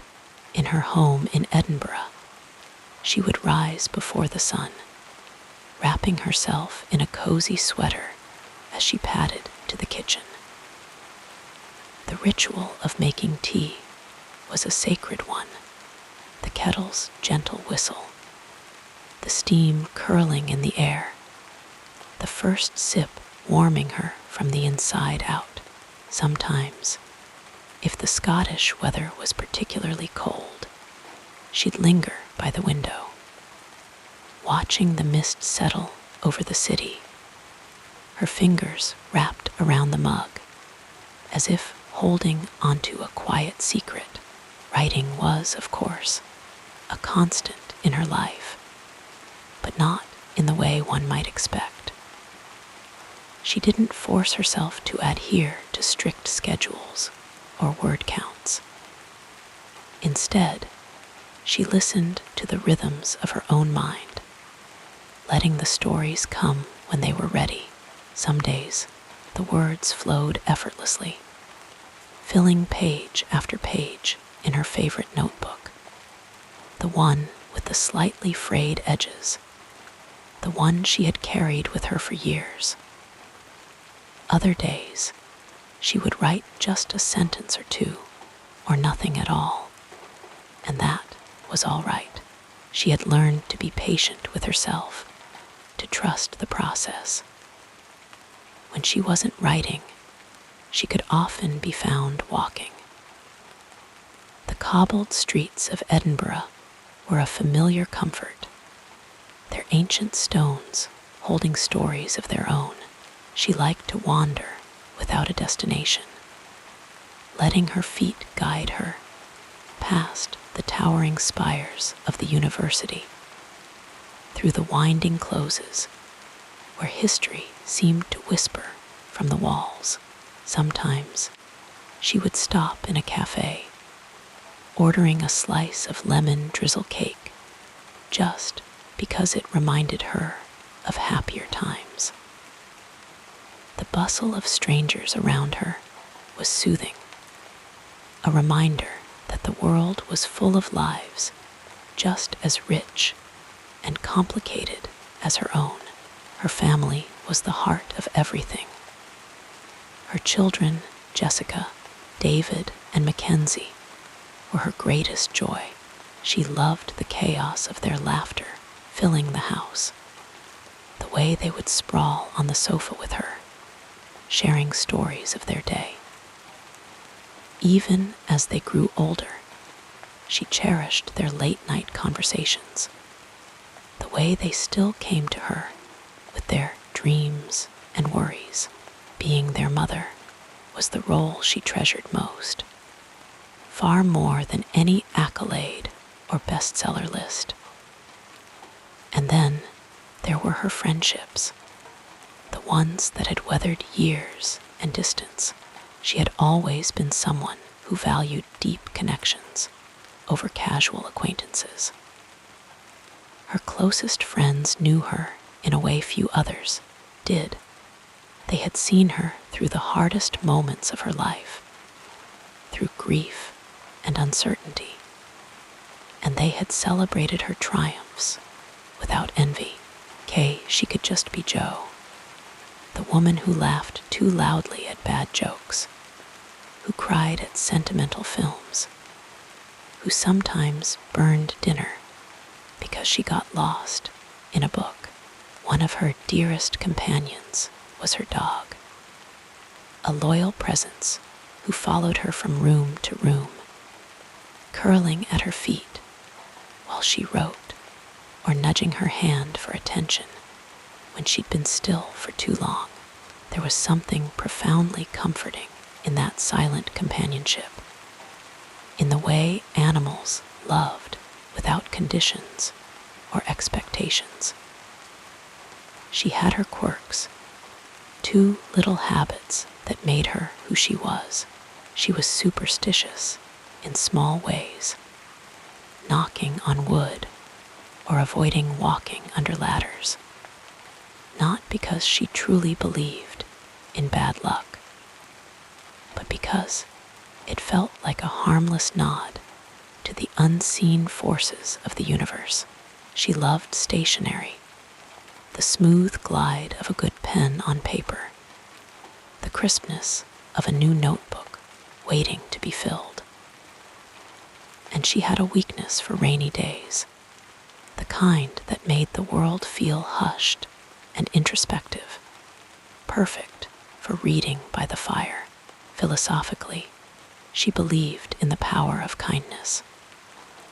It was a simple thing, really, but one she held close. She had known what it was like to struggle, to feel invisible, and so she made a point of seeing people, the barista who remembered her order, the fan who nervously approached her at a signing, the stranger who looked like they needed a smile. Small acts of compassion, she believed, could change the world as much as grand gestures. Her home reflected her, cozy, lived in, filled with books and mementos from her travels. There were photographs on the walls, snapshots of moments she never wanted to forget. Her children as babies, her parents' smiling faces, friends gathered around a dinner table. The shelves were lined with well-loved novels, their spines cracked from repeated readings, and tucked among them were handwritten notes, ticket stubs, little treasures that held memories. She gardened, though not with any particular skill. It was more about the act of tending to something, the satisfaction of watching green shoots push through the soil. Her garden was a modest one, a patch of earth where she grew herbs and flowers, where she could sit on a bench with a cup of tea and listen to the birds. Nature, in all its quiet beauty, was a balm to her. And then there were the quiet evenings when the house was still and the world outside grew dark. She would often read before bed, losing herself in someone else's story, letting the words lull her into a peaceful state. Or sometimes she would simply sit in silence, reflecting on the day, on the people she loved, on the strange, wonderful journey her life had taken.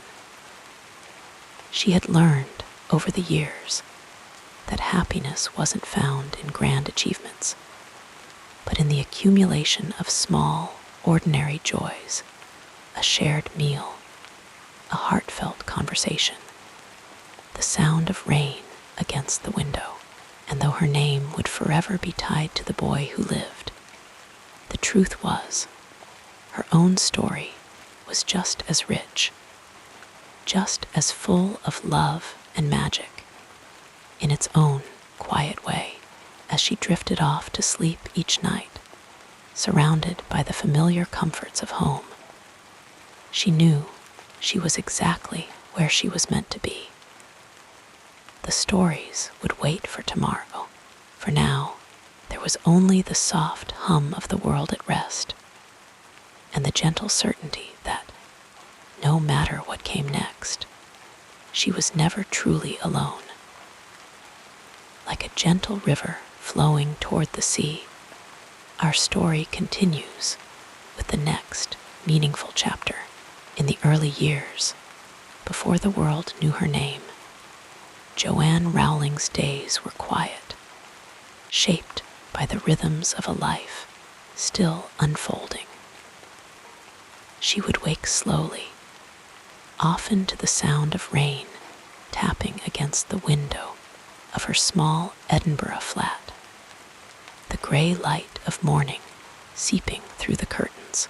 The kettle would whistle softly on the stove, a comforting ritual as she prepared her first cup of tea, strong and milky, the steam curling in the cool air. There was no rush, no urgency, just the slow, steady pace of a writer at work, her mind already wandering into the world she was building. She would settle at her table, a simple wooden surface cluttered with notebooks and loose sheets of paper, her handwriting looping across the pages in hurried, excited strokes. The cafe down the street became her sanctuary, a place where the hum of conversation and the clinking of cups provided a gentle backdrop to her thoughts. She would order another tea, sometimes a pastry, and lose herself for hours, the words flowing as if by magic, though she knew it was nothing more than persistence, the quiet discipline of showing up day after day. Lunch was often a simple affair, a sandwich, perhaps, or soup from the cafe, eaten absently as she scribbled in the margins of her notes. The afternoons stretched long and unhurried, the light shifting across the walls as she worked, her fingers sometimes pausing to trace an idea in the air before committing it to paper. There were days when the words came easily, and others when they lagged, but she had learned to trust the process, to let the story unfold at its own pace. As evening fell, she would pack her things, the walk home a slow meander through the cobbled streets, the lamplights flickering to life. Dinner might be pasta, something warm and filling, eaten with a book propped open beside her plate. And then, the quiet hours curled on the sofa with a blanket, or perhaps at the table once more, revising what she had written, smoothing out the edges of her story. The world outside would grow still, the sounds of the city softening into a distant murmur, and she would let herself drift into the pages of another book, or simply sit in the silence, listening to the quiet creaks of the old flat settling around her. When the fame came, sudden and overwhelming, her routines shifted, but the heart of them remained the same.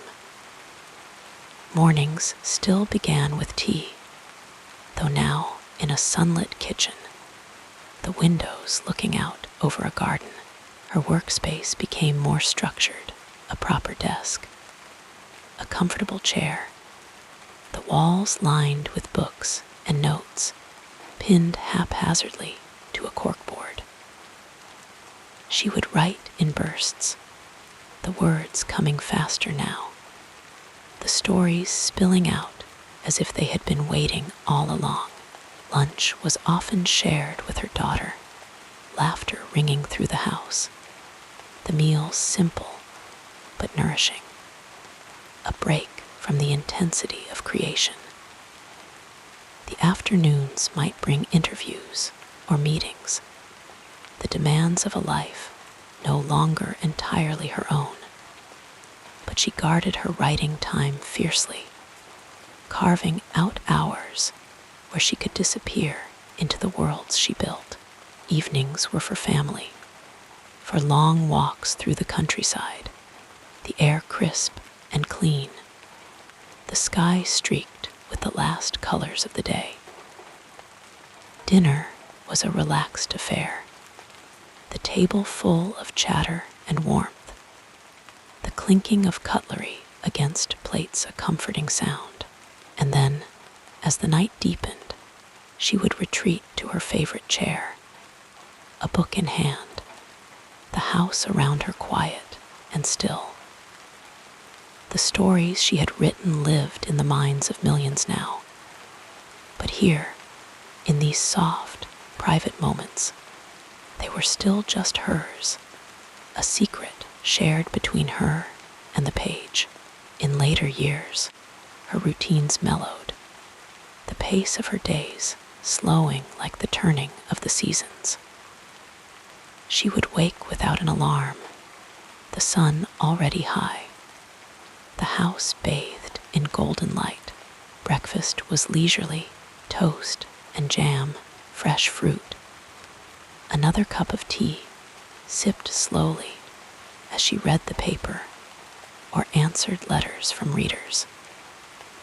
Her writing desk was less cluttered now, the tools of her trade, a laptop, a few well-worn notebooks neatly arranged, a reflection of the order she had cultivated over time. She wrote when the mood struck, no longer bound by deadlines or expectations, the stories flowing as they pleased. Lunch might be eaten outside, under the shade of a tree, the breeze carrying the scent of grass and flowers.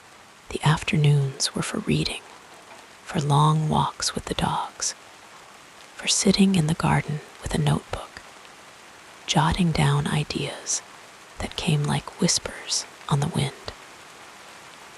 Evenings were still her favorite time, the house settling into a comfortable hush as the daylight faded. Dinner was simple, often something prepared with care, the act of cooking itself a kind of meditation. And then the quiet return to the sofa, to the warmth of a fire in the colder months, or the open windows in summer, the sound of crickets drifting in from the garden. She would read or simply sit, her thoughts wandering over the years, the people she had loved, the stories she had lived. And when at last she climbed the stairs to bed, the house sighing around her, she knew that tomorrow would bring its own rhythms, its own small joys. The world outside was vast and ever-changing. But here, in these quiet hours, there was only peace, the soft weight of the blankets, the familiar contours of the pillow, the gentle certainty that sleep would come, and with it, dreams as vivid and boundless as the stories she had spent a lifetime creating. The days would unfold as they always had, one after another, each one a page in the story of a life well lived. And so she slept, wrapped in the quiet magic of ordinary things, knowing that morning would bring its own quiet wonders, its own small, perfect moments. As your thoughts grow quieter, we'll continue our peaceful exploration of this fascinating life. Rowling's philosophy of life was shaped early on by the quiet, unassuming moments that often go unnoticed, the kind of moments where the world slows down and the mind has space to wander. Even as a child, she found comfort in stories, not just as an escape, but as a way to make sense of the world. The books she read were more than words on a page. They were companions, guides that helped her understand the complexities of human nature. And in time, she would come to see that the stories she wrote were not just for others, but for herself, a way to process the joys and sorrows of her own journey. Her worldview was never static. It shifted with the years, bending and reshaping itself around the experiences that left their mark on her. The early loss of her mother, a wound that never fully healed, taught her the fragility of life and the importance of holding onto love, even in the face of grief. It was a sentiment that spoke to her belief in the enduring power of connection through stories, through memory, through the people who leave footprints on our hearts. Poverty, too, shaped her in ways both difficult and profound. There was a time when she was a single mother, struggling to make ends meet, writing in cafes because she couldn't afford heating in her flat. Yet, even in those lean years, she carried with her an unshakable faith in the transformative power of imagination. It wasn't just resilience that carried her through. It was the quiet conviction that stories mattered, that they could change lives, including her own.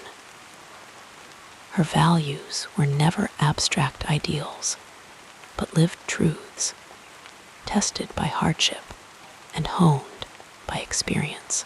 She believed fiercely in the importance of empathy, in the idea that understanding others, even those who seem most different from us, is the key to a better world. This belief wove itself into the very fabric of her writing. The Harry Potter series, at its heart, was a story about the power of love, the danger of prejudice, and the courage it takes to stand up for what is right, even when the cost is high. It is our choices, Harry, that show what we truly are, far more than our abilities, Dumbledore tells Harry, a line that could just as easily have been Rowling speaking to herself. A reminder that character is built not by talent, but by the decisions we make when no one is watching. She was unafraid of complexity, of the shades of gray that exist in every human heart. Her characters were never purely good or purely evil. They were flawed, conflicted, capable of both greatness and failure. This nuance was a reflection of her own understanding of people. She knew that life was rarely black and white, that everyone carried their own burdens, their own hidden battles. We've all got both light and dark inside us, Sirius Black says in Harry Potter and the Order of the Phoenix Asterisk. It was a philosophy that guided her, both as a writer and as a person. Her sense of justice was deeply personal. She spoke out against inequality, against the marginalization of those who were often overlooked or dismissed. Her philanthropic work, particularly through her charity Lumos, which seeks to end the institutionalization of children, was driven by a simple but profound belief that every child deserves a chance to grow up in a loving home. It was a call to action, but also a quiet affirmation of her own values, the idea that privilege comes with responsibility, that success is meaningless if it isn't shared. Over time, her perspective on fame evolved. The sudden, staggering success of Harry Potter could have easily overwhelmed her, but she remained grounded, anchored by the people and principles that mattered most. She never lost sight of the fact that stories, no matter how magical, were meant to serve something greater than themselves. I don't believe in the kind of magic in my books, she once said. For her, writing was never about the accolades or the wealth. It was about the connection between writer and reader, the shared journey of imagination. Even in her quieter moments, when the public eye was far away, she found solace in the ordinary. There was something deeply comforting to her in the rhythm of daily life. The sound of rain against the window, the warmth of a cup of tea, the quiet companionship of a notebook filled with half-formed ideas. She understood that creativity wasn't always a lightning strike of inspiration. Sometimes it was the slow, steady work of showing up, of putting one word after another, even on the days when the words didn't come easily. Her faith in the power of perseverance was unwavering. She knew better than most that success was often the result of countless unseen hours, of failures and false starts, and the stubborn refusal to give up. It was a philosophy born of experience, of the long years before Harry Potter was published, when rejection letters piled up and the future was anything but certain. And yet, for all her belief in hard work, she never lost her sense of wonder. She still found magic in the world, not the wand-waving kind, but the quiet, everyday sort. The kind that exists in a child's laughter, in the first snowfall of winter, in the way a story can make the impossible feel real. Hogwarts will always be there to welcome you home, she wrote. And in those words, there was an invitation to believe, to dream, to find solace in the stories that remind us who we are. As the years passed, her perspective softened in some ways, deepened in others. She became more outspoken about the causes she believed in, more willing to use her platform to speak truth to power, but she also grew more reflective, more attuned to the small, sacred moments that make up a life. She knew that time was fleeting, that the people we love won't always be there, and so she cherished the ordinary, the quiet evenings, the shared meals, the unremarkable days that, in hindsight, were anything but. In the end, her philosophy was simple, though never simplistic. It was about love, about courage, about the choices that define us. It was about believing in the power of stories to heal, to transform, to remind us of our shared humanity. And it was about holding onto hope, even especially when the world feels dark. And so she lived, and so she wrote, leaving behind not just stories, but a way of seeing the world, one that was, at its heart, deeply human, a way of finding light in the darkness, of believing in the impossible, of knowing that even in the quietest moments, there is magic to be found, if only we know where to look. With each breath becoming slower and deeper, let us turn to another aspect of this soothing story.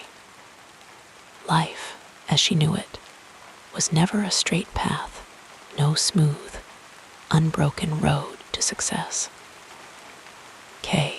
Rowling's journey was marked by twists and turns, steep climbs and sudden falls, moments where the light seemed to flicker and nearly go out. But perhaps it was in those shadows that she learned the most about resilience, about the quiet strength that comes from simply refusing to give up. Long before the world knew her name, before the wizards and witches of Hogwarts became household names, she was a young woman facing hardships that might have broken someone with less determination. In her 20s, she found herself a single mother, struggling to make ends meet in a small Edinburgh flat. The winters were cold, the budget was tight, and the future felt uncertain. She would sit in cafes, nursing a single cup of coffee for hours, writing in longhand because she couldn't afford a proper typewriter. The pages of what would become Harry Potter and the Philosopher's Stone asterisk were filled in stolen moments during her daughter's nap times, in the lulls between job applications, in the quiet hours when most of the world was asleep. Rejection, when it came, was relentless. Publishers sent her manuscript back, one after another, with polite but firm refusals. Some didn't see the potential in a story about a boy wizard. Others thought it was too long, too unusual, too much of a risk. But she kept sending it out, kept believing in the world she had created, even when it seemed no one else did. It was a lesson in patience, in trusting one's own vision, even when the world doesn't yet understand it. Then, of course, there was the matter of money or the lack of it. For years, she lived on state benefits, stretching every penny, worrying over bills and the cost of groceries. She later spoke openly about those days, not with shame, but with a quiet pride in having endured them. Poverty, she said, wasn't romantic.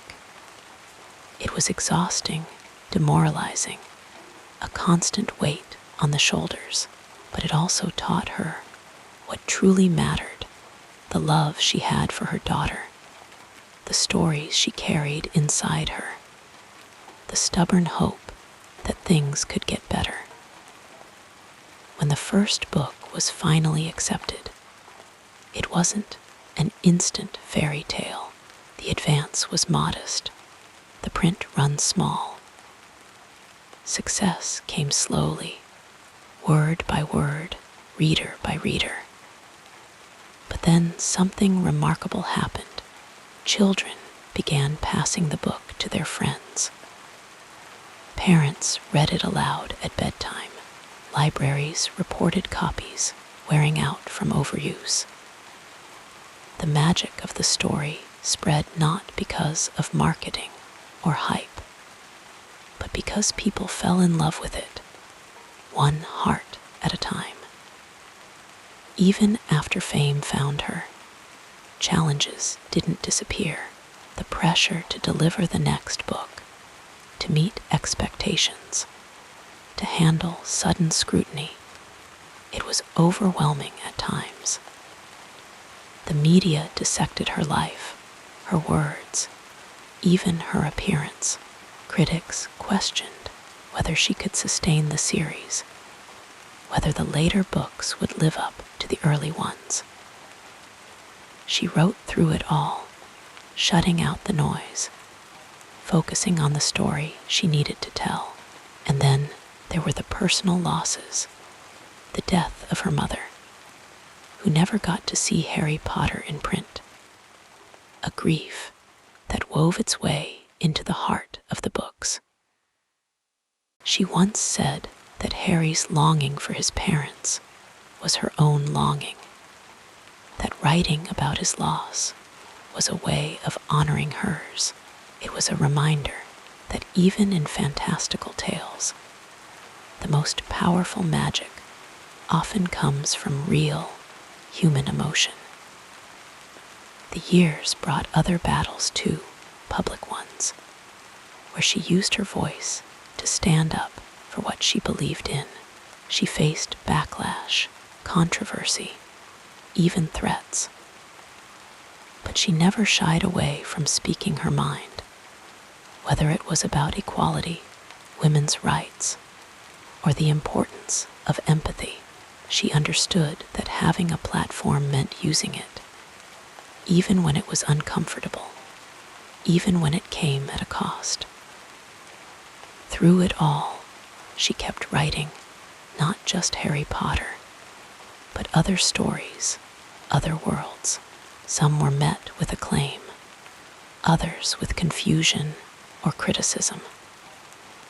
But she wrote them anyway, because creating was what she did, who she was.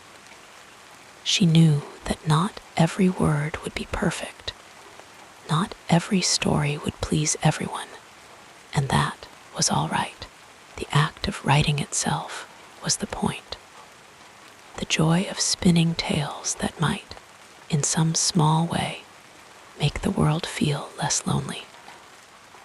Looking back, it's easy to see only the triumphs, the awards, the record-breaking sales, the theme parks and films.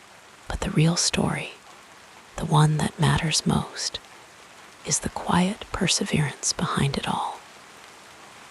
The days she kept going when it would have been easier to stop.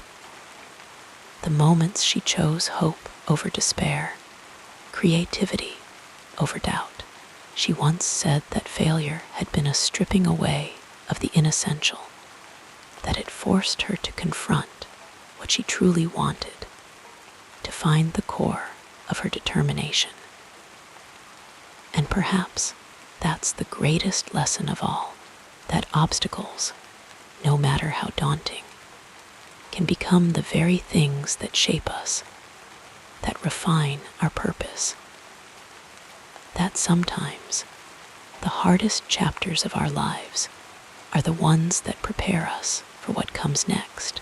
So when the night feels long, when the path seems unclear, remember her story. Remember that even the brightest stars were once just embers, waiting for the right moment to shine.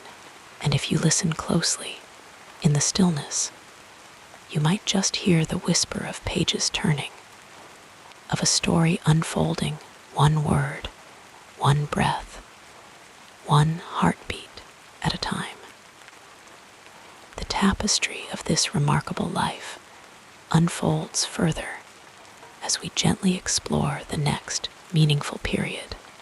Rowling, the woman who conjured Harry Potter from the depths of her imagination, lies a quieter, lesser-known world, one filled with small pleasures, quiet contradictions, and unexpected talents. These are the moments that never made headlines, but reveal the soft, human edges of a woman, often seen only through the lens of her extraordinary success. Few know, for instance, that long before she penned the first lines of Harry Potter **, she harbored a love for languages so deep it bordered on obsession. As a child, she would invent secret codes with her sister, scribbling messages in made-up alphabets. Later, she studied French and classics at university, fascinated by the way words could shape worlds.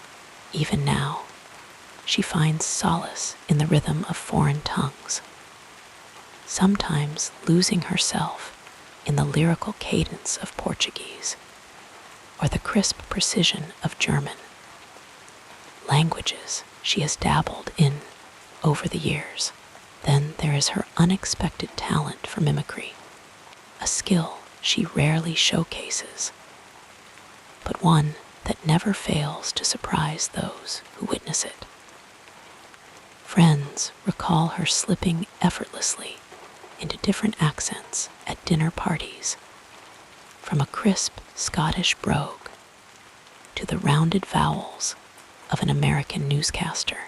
Once, during a particularly dull train ride, she entertained her young daughter by performing an entire conversation between two fictional characters, each with distinct voices, much to the amusement of nearby passengers. It was a fleeting moment, unrecorded and uncelebrated, but it spoke to a playful, unguarded side of her that rarely surfaces in public. Her private interests, too, are quieter than one might expect. While the world imagines her surrounded by grand libraries and roaring fires, she often finds equal comfort in the simplicity of a crossword puzzle. The tactile pleasure of pen gliding over paper as she fills in the squares. There's something meditative about it. The way each clue is a tiny mystery to solve, a small victory in an otherwise ordinary day. The same worn-in writing chair, the quiet hum of a familiar playlist in the background. These small rituals ground her, stitching order into the chaos of creativity. Perhaps one of the most surprising contradictions about her is her relationship with solitude. While she has spoken openly about the loneliness of her early years as a struggling writer, she also cherishes moments of aloneness, finding in them a kind of quiet companionship. She once described the act of writing as a conversation with myself, a way of untangling thoughts without the pressure of outside voices. Even now, with her life filled with people and obligations, she carves out pockets of stillness, early mornings when the world is still asleep, or late nights when the house settles into silence. It's in these moments that she feels most like herself, unobserved and unhurried. Then there are the hobbies that never quite made it into the spotlight. Few know, for example, that she has a fondness for gardening, not the meticulous kind, with perfectly trimmed hedges and symmetrical flower beds, but the wild, untamed sort. She loves the way plants stubbornly push through cracks in the pavement, the way ivy climbs walls without permission. There's a metaphor in there somewhere, she thinks, about resilience and growth.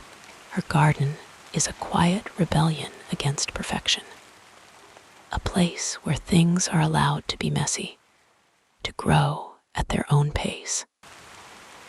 And though she is celebrated for her storytelling, she is also, secretly, a voracious consumer of stories in all forms. She devours crime novels with the same enthusiasm as literary fiction, loses herself in sprawling historical dramas, and has been known to binge-watch entire seasons of detective shows in one sitting. There's no hierarchy in her enjoyment, just the simple pleasure of being swept away by a good tale. She once joked that if she hadn't been a writer, she might have been a librarian, if only to be surrounded by books all day. Her relationship with music is another quiet passion. While she doesn't play an instrument herself, she has an almost encyclopedic knowledge of certain genres, particularly folk and classical.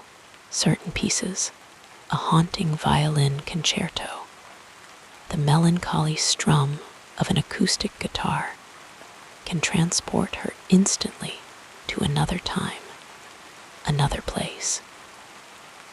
Music, for her, is a kind of time travel, a way to revisit emotions without words. She has been known to write to specific playlists, crafting soundscapes that match the mood of whatever story she's telling.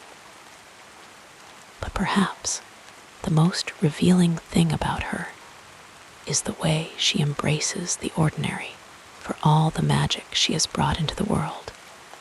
She finds wonder in the smallest things, the sound of rain against a window, the smell of freshly baked bread, the way sunlight filters through leaves in the late afternoon.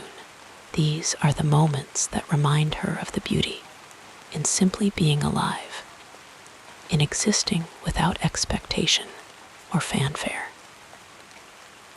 Rowling, it sees the grand arc of her success, the books, the films, the empire built on a boy wizard. But the real story, the one that lingers in the quiet spaces, is woven from these smaller threads. A love of language, a talent for voices, the comfort of a crossword, the solace of solitude. It's a reminder that even the most extraordinary lives are still lives, filled with mundane moments and private joys. That behind every great story is a person, just like anyone else, trying to make sense of the world, one small, quiet step at a time. So if you ever find yourself lying awake at night, wondering about the people behind the legends, remember this. Even the brightest stars have their shadows, their soft edges, their hidden corners, and sometimes it's in those unspoken places that the real magic lies. Close your eyes now and let the quiet details lull you into sleep, one gentle thought at a time. As you settle more comfortably, our narrative flows onward like soft moonlight across still waters. K. Rowling, we must drift back to the mid-20th century, a time of quiet tension and slow transformation.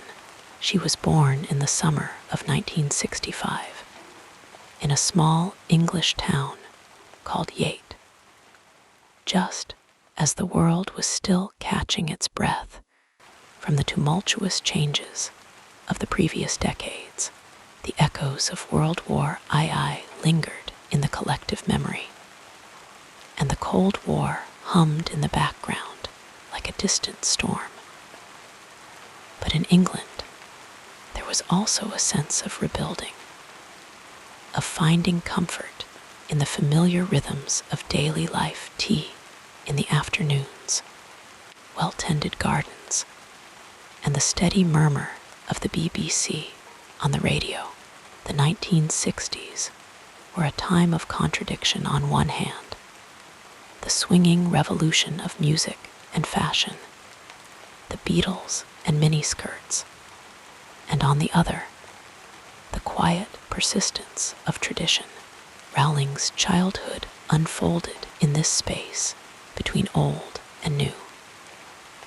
Her parents, like many of their generation, held onto the values of hard work and restraint, even as the world outside grew louder and more colorful. She would later describe her early years as unremarkable, filled with library books and imaginary games, a refuge from the ordinary. But it was in this ordinariness that her imagination took root, fed by the stories she read and the worlds she invented in her mind. By the time she reached adolescence in the 1970s, the world had shifted again. The oil crisis sent ripples through the economy, and strikes darkened the streets of Britain. Punk rock screamed its rebellion, and yet, in the quiet of her bedroom, Rowling was crafting stories of her own, not of anarchy, but of magic hidden just beneath the surface of the everyday. She has often spoken of her love for folklore and mythology, stories where the mundane and the miraculous intertwine, a theme that would later define her writing. The 1970s were also a time when children's literature was undergoing its own quiet revolution.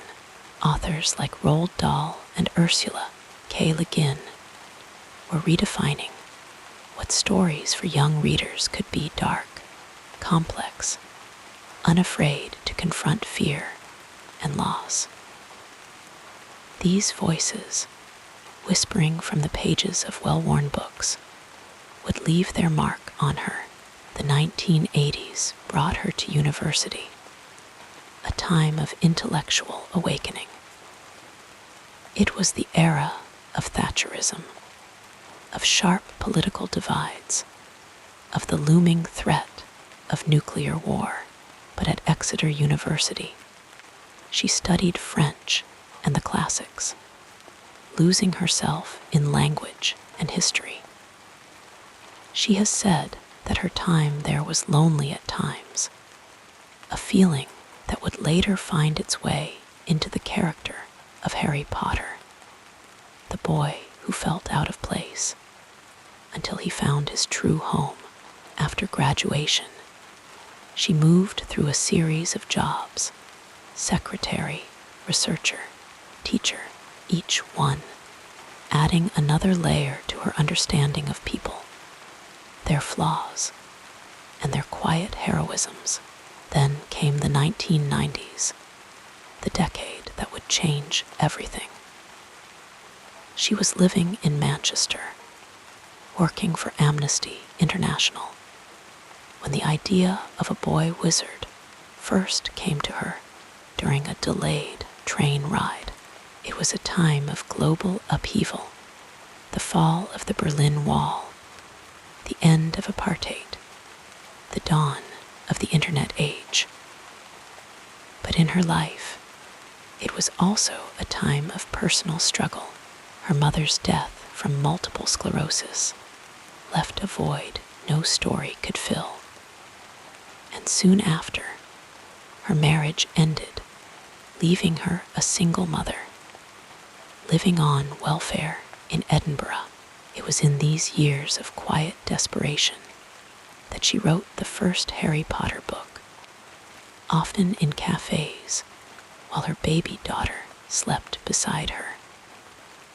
The world outside was racing toward the new millennium, but she was crafting a story that felt timeless, a tale of love and loss, and the enduring power of hope. When Harry Potter and the Philosopher's Stone was published in 1997, the world was on the cusp of the digital revolution. The first whispers of smartphones and social media were just beginning. But Rowling's story was an ode to older magic, the kind found in dusty books, in whispered secrets, in the bonds of friendship. The books became a phenomenon, not because they chased trends, but because they offered something rare. A world where even the most ordinary person could be extraordinary. As the series grew, so did the world around it. The 2000s brought terrorism and war, economic crashes, and environmental fears. But in the midst of all this, millions of readers found solace in Hogwarts, a place where good and evil were clearly defined, where love was the strongest magic of all. Rowling herself became a global figure, but she never lost her connection to the small, quiet things, the joy of writing by hand, the comfort of a familiar cafe, the simple pleasure of a well-told story. And so, as you drift toward sleep, think of how history moves in waves, how even the grandest stories are woven from the threads of ordinary lives. K. Rowling was one of noise and stillness, of upheaval and tradition, and it was in that space between realities that she found her magic. Let these thoughts soften the edges of your mind, and as you close your eyes, imagine the gentle rustle of pages turning, the quiet hum of a train in the distance, and the soft glow of a story waiting to be told. Let the rhythm of these words carry you further into relaxation as we continue our peaceful journey. There was a quiet revolution that began in the late 1990s, one that unfolded not in the streets or on screens, but in the hushed corners of libraries, the warm glow of bedside lamps, and the rustling backpacks of schoolchildren. It was a revolution sparked by ink and paper, by a woman who had once scribbled her ideas on napkins in a cafe, dreaming of a boy with a lightning-shaped scar. K. Rowling did not set out to change the world, but in the act of telling Harry Potter's story, she did just that, reshaping literature, culture, and even the way we think about childhood itself. Before Harry Potter, children's books were often seen as a stepping stone, a phase to outgrow before moving on to real literature. But Rowling's work refused to be confined. The series grew alongside its readers, each book deepening in complexity, its themes expanding from the simplicity of childhood wonder to the shadows of loss, prejudice, and moral ambiguity. Publishers had long assumed that children wouldn't read lengthy books, that their attention spans were too short for dense prose. Yet here were millions of young readers and adults devouring hundreds of pages, lining up at midnight for the next installment, carrying hardcovers as thick as bricks. The publishing industry took notice, and suddenly, doorstopper novels for young readers became not just acceptable, but celebrated. Beyond the page, Rowling's influence rippled outward in ways both subtle and profound. She reminded the world of the power of escapism, not as a means of ignoring reality, but as a way to make sense of it in a time of political turmoil, economic uncertainty, and the relentless pace of modern life. Hogwarts became a refuge, a place where readers could process their own fears through metaphor. The Dementors, those soul-sucking creatures born from Rowling's own experience with depression, gave shape to an emotion that had once been too nebulous to name. For many, reading about Harry's struggles made their own burdens feel lighter, their own battles less lonely. The series also redefined what it meant to be a hero. Harry was not chosen because he was the strongest or the smartest. He was chosen because of love, because of a mother's sacrifice. His greatest power was not magic, but his capacity for friendship, his willingness to stand by those he cared about. In a culture that often glorified individualism, Rowling's stories whispered a different truth, that no one succeeds alone. Hermione's brilliance, Ron's loyalty, Neville's quiet courage, each was essential. The message seeped into the collective consciousness, shaping a generation that would grow up valuing empathy as much as ambition. And then there was the way Rowling's world spilled beyond the books, becoming a shared language for millions. Phrases like sorting hat, Quidditch, and Muggle entered everyday conversation. Universities began offering courses on Harry Potter, analyzing its themes with the same seriousness as Shakespeare or Dickens. Psychologists wrote papers on the series' impact on child development, while educators used it to teach everything from moral philosophy to Latin. The books became a bridge between generations, with parents reading aloud to children, and children, in turn, introducing the stories to their own parents. In an age of fragmented attention, here was something that could still bring people together, that could still make them pause, sit quietly, and lose themselves in a story. Of course, no cultural phenomenon exists without its complexities. As Rowling's fame grew, so did the scrutiny. Her rags to riches story, a single mother writing in cafes, clinging to hope, was at first universally inspiring. But with success came criticism, debates about representation, about the whiteness of Hogwarts, about the handling of certain characters.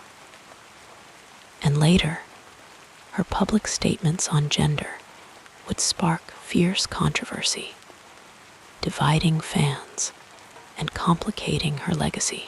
The woman who had once been celebrated as a unifying figure became, for some, a symbol of division. It was a reminder that even the most beloved storytellers are human, flawed, capable of both immense beauty and profound hurt. Yet the stories themselves endured, untarnished by the turbulence of the real world.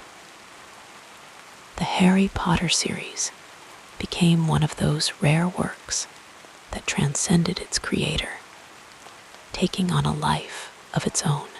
Theme parks recreated Diagon Alley in meticulous detail, allowing fans to step into the world they had imagined.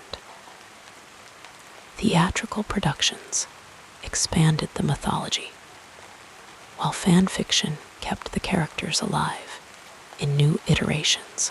And every year, without fail, readers returned to the books, finding fresh meaning in passages they had once skimmed, discovering layers they hadn't noticed before. Perhaps the most lasting impact of Rowling's work was the way it made reading feel like an act of magic again, in an era of streaming and scrolling, where entertainment was often passive and fleeting. Harry Potter demanded something of its audience: patience, imagination, a willingness to sit with words and let them unfold slowly. It reminded people that books could be an event, something to anticipate and savor. And for the children who grew up with Harry, it instilled a lifelong love of reading, a habit that would shape their minds long after the last page was turned. As you lie here, letting your thoughts drift, consider the quiet power of stories like these, how they linger in the corners of memory, how they shape the way we see the world without us even realizing it. Rowling's words were more than entertainment. They were a compass for a generation, a light in the dark for those who needed it. And though the cultural landscape continues to shift, though new voices and new stories rise to take their place, the magic of Harry Potter remains, like an old friend waiting to be revisited, like a spell that never quite fades. So close your eyes and let the weight of these thoughts settle gently around you. Imagine the soft flicker of candlelight in the great hall, the distant murmur of students whispering in the corridors, the turning of a well-worn page. The story is over, and yet it is never really finished, because stories like these live on in those who carry them. And as sleep draws nearer, you might just feel it, the faintest whisper of wings, the quiet promise that magic in some form is always there, waiting to be found. With the gentleness of falling snow, we transition now to another meaningful chapter in this life story. Long before the world knew her name, before the whisper of Harry Potter echoed through bookstores and libraries and the hearts of millions, Joanne Rowling was simply a young woman with a story unfolding in her mind. It began, as so many great stories do, in the quiet corners of ordinary life, on a delayed train ride from Manchester to London in 1990. The train was stalled, the carriage humming with the restless energy of impatient passengers. But Jo, lost in thought, barely noticed. The idea had come to her fully formed, like a gift from some unseen hand. A boy with round glasses and a lightning-shaped scar. A school for magic hidden from the world. She had no pen, no paper, but she held the image in her mind, turning it over like a smooth stone in her pocket. By the time the train finally lurched forward, the first whispers of Hogwarts had already taken root. Life, however, had other plans before the story could be written. In the years that followed, Jo faced hardships that might have crushed a lesser spirit. She moved to Portugal, married, had a daughter, and then found herself a single mother, jobless, and struggling to make ends meet. Yet it was in these shadows that Harry Potter truly began to take shape. She wrote in cafes while her baby daughter slept beside her, nursing a single cup of coffee to stretch the hours, the warmth of the cafe, the murmur of strangers, the scratch of pen on paper. These small comforts became her refuge. One such place, Nicholson's Cafe in Edinburgh, would later be etched into literary history as the birthplace of Hogwarts, though at the time it was simply a safe harbor in the storm. There is a quiet magic in persistence, in the way small acts of faith can build something monumental. Jo submitted her manuscript to 12 publishers, and 12 times it was rejected. The 13th letter, though, carried a different message. A yes from Bloomsbury, a small London publisher. Even then, success was not immediate. The initial print run of Harry Potter and the Philosopher's Stone asterisk was just 500 copies, and Jo was advised to get a day job, as children's books rarely made much money. But then, something extraordinary happened. Word of mouth began to spread, slowly at first, like a secret passed between friends. Children who read it insisted their parents read it too. Teachers read it aloud in classrooms. The book won awards, and then more awards, and soon the world began to take notice. One of the most touching stories from those early days involves a young reader named Alice Newton, the 8-year-old daughter of Bloomsbury's chairman. She was given the first chapter to review, and when she finished, she immediately demanded the rest.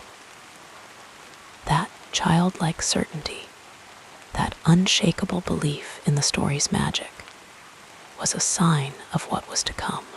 Years later, Jo would name a character after her, Nymphadora Tonks, the spirited, pink-haired Auror, a small tribute to one of Harry's first true believers. As the books grew in popularity, so too did the mythology around their creation. Jo kept notebooks filled with intricate details, spells, characters, plot twists, all carefully cross-referenced to maintain consistency in her sprawling magical world.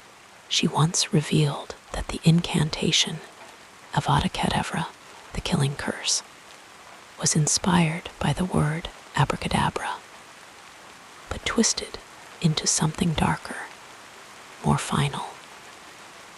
Even the names of her characters carried hidden meanings, little Easter eggs for those who looked closely. Remus Lupin, for instance, was a nod to the myth of Romulus and Remus, the twin brothers raised by a wolf, fitting for a werewolf.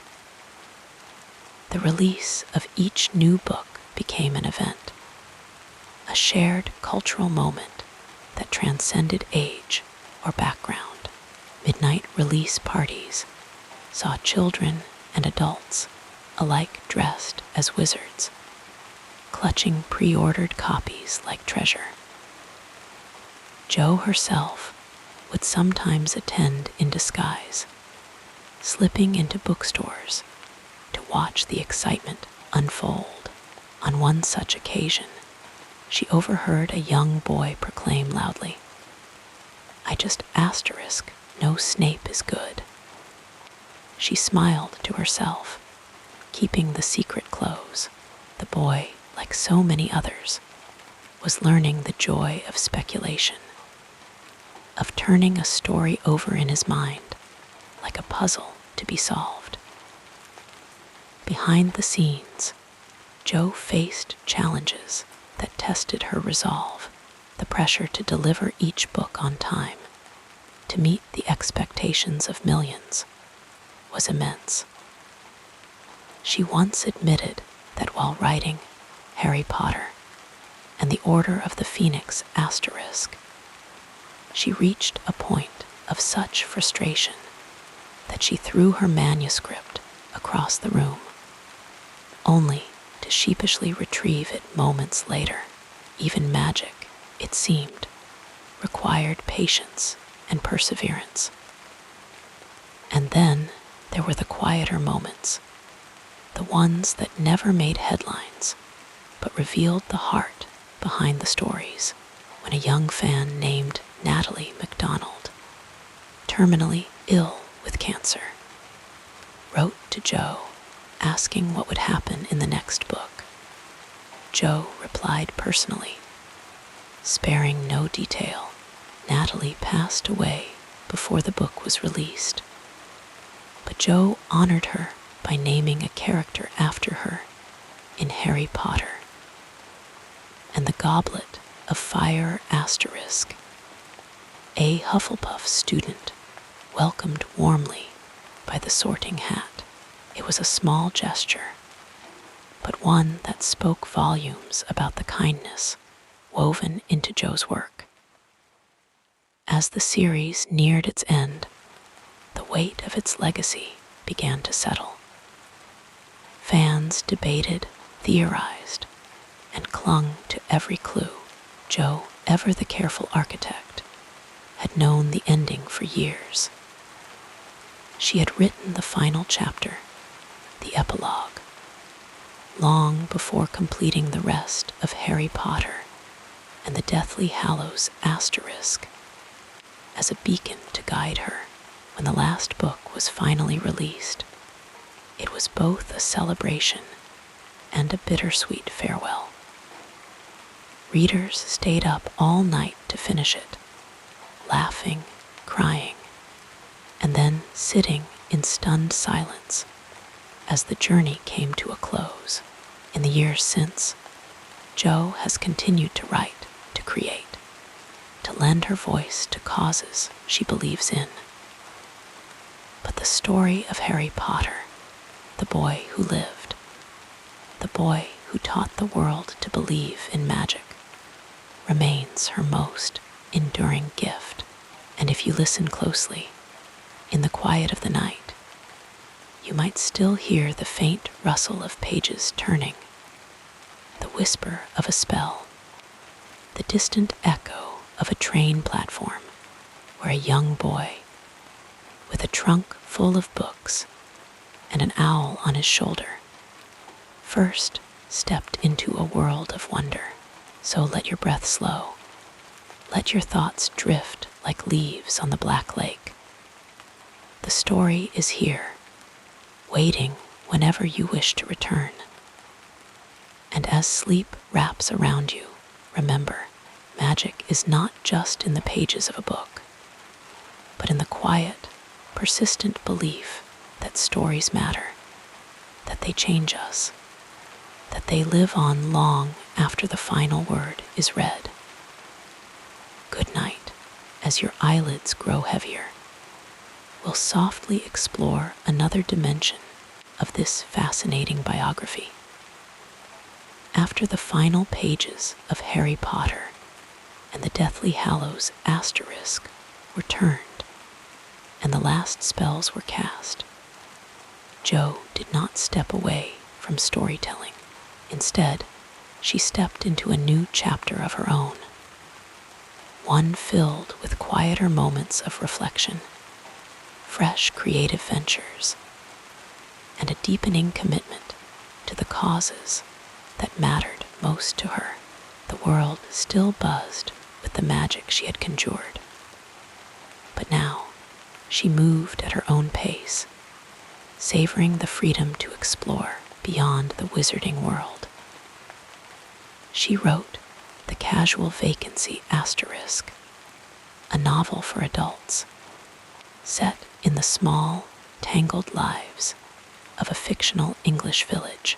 It was a departure from the enchantment of Hogwarts, yet it carried the same sharp observation of human nature, the kindness and cruelty, the secrets and sacrifices. Some readers missed the wands and broomsticks, but others found themselves drawn into this new world, recognizing the same careful craftsmanship that had made her earlier work so beloved. And then came The Cuckoo's Calling asterisk, published under the pseudonym Robert Galbraith, a detective novel that allowed her to write without expectation, to slip into the shadows of another identity.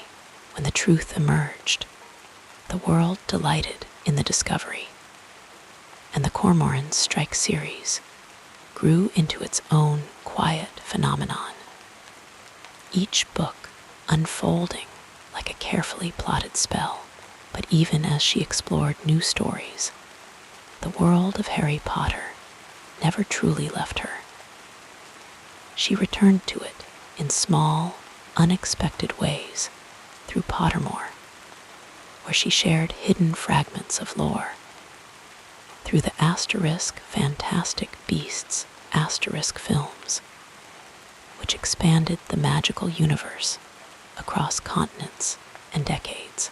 She spoke of Ilvermorny, the American wizarding school, with the same fondness she had once reserved for Hogwarts, and fans pored over every new detail, as if uncovering long-lost pages of a beloved book. Her influence stretched far beyond the written word. The charity she founded, Lumos, worked tirelessly to help children in orphanages find loving families, a cause close to her heart. She spoke openly about her own struggles with poverty, with depression, and in doing so, gave others permission to speak too. The letters she received were not just from readers thanking her for stories, but from people who told her, in quiet, grateful words, that her honesty had helped them feel less alone. Awards and honors came, as they do for those who change the world in some small way. She was named a Companion of Honor by the Queen, an acknowledgement of her contribution to literature. Universities bestowed honorary degrees, and libraries, schools, and parks carried her name. But perhaps the most telling tribute was the way her books continued to be passed from hand to hand, from parent to child, from friend to friend. New generations discovered Harry Potter as if for the first time, and the magic remained unbroken. In interviews, she sometimes spoke about the strange alchemy of creativity, how a story begins as a whisper, a fleeting thought, and grows into something larger than the person who first imagined it. She never claimed to understand it fully, only to feel grateful for the gift of it. And when asked about legacy, she would smile a little wistfully, and say that she hoped her work had brought people joy, that it had given them a place to belong. The years softened some edges, as they do for all of us. She wrote less frequently, savoring time with her family, walking the Scottish hills near her home. The rush of deadlines and midnight releases gave way to quieter mornings, cups of tea, the rustle of notebooks filled with ideas that might one day take shape. She knew better than most that stories have their own time, their own seasons.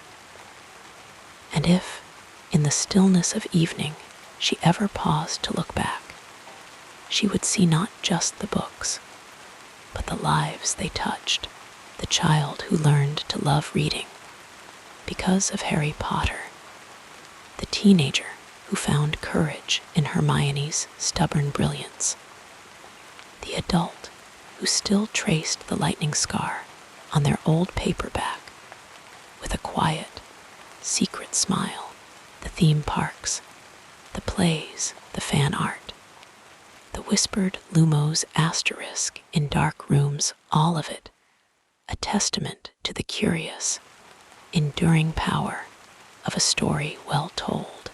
The world moved on as it always does, but the magic lingered. In bookshops, the spines of her novels were worn from use, their pages soft as old parchment. In theaters, audiences still gasped when the first notes of Hedwig's theme asterisk played, and in quiet bedrooms, under the glow of a flashlight, children turned the pages of the philosopher's stone asterisk, wide-eyed and breathless, just as they had 20 years before.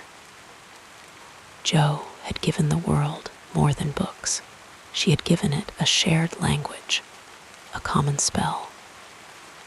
The words always and mischief managed asterisk carried weight because they had been lived, not just read.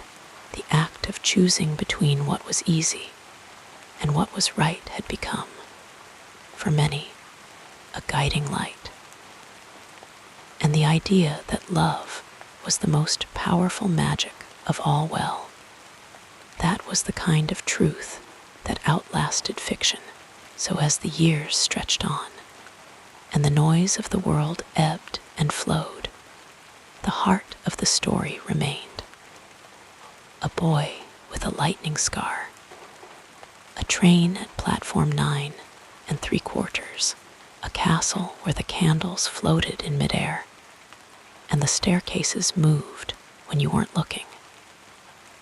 These things did not fade, because stories, the very best ones, never really end. They settle into the cracks of our lives, into the quiet moments before sleep, into the dreams we carry with us. And if, on some distant night, Jo put down her pen and looked out at the stars, she might have allowed herself a small, satisfied breath. The work was done. The story was out in the world, alive in the minds and hearts of millions. What more could a storyteller ask for? So let your eyes grow heavy now. Let the words wash over you like a gentle charm. The tale is complete, yet it lives on in the turning of pages, in the soft murmur of a favorite line remembered. And as sleep takes you, know this: the magic was real all along, not because of spells or potions, but because stories, when told with love, have the power to stay with us forever. Good night.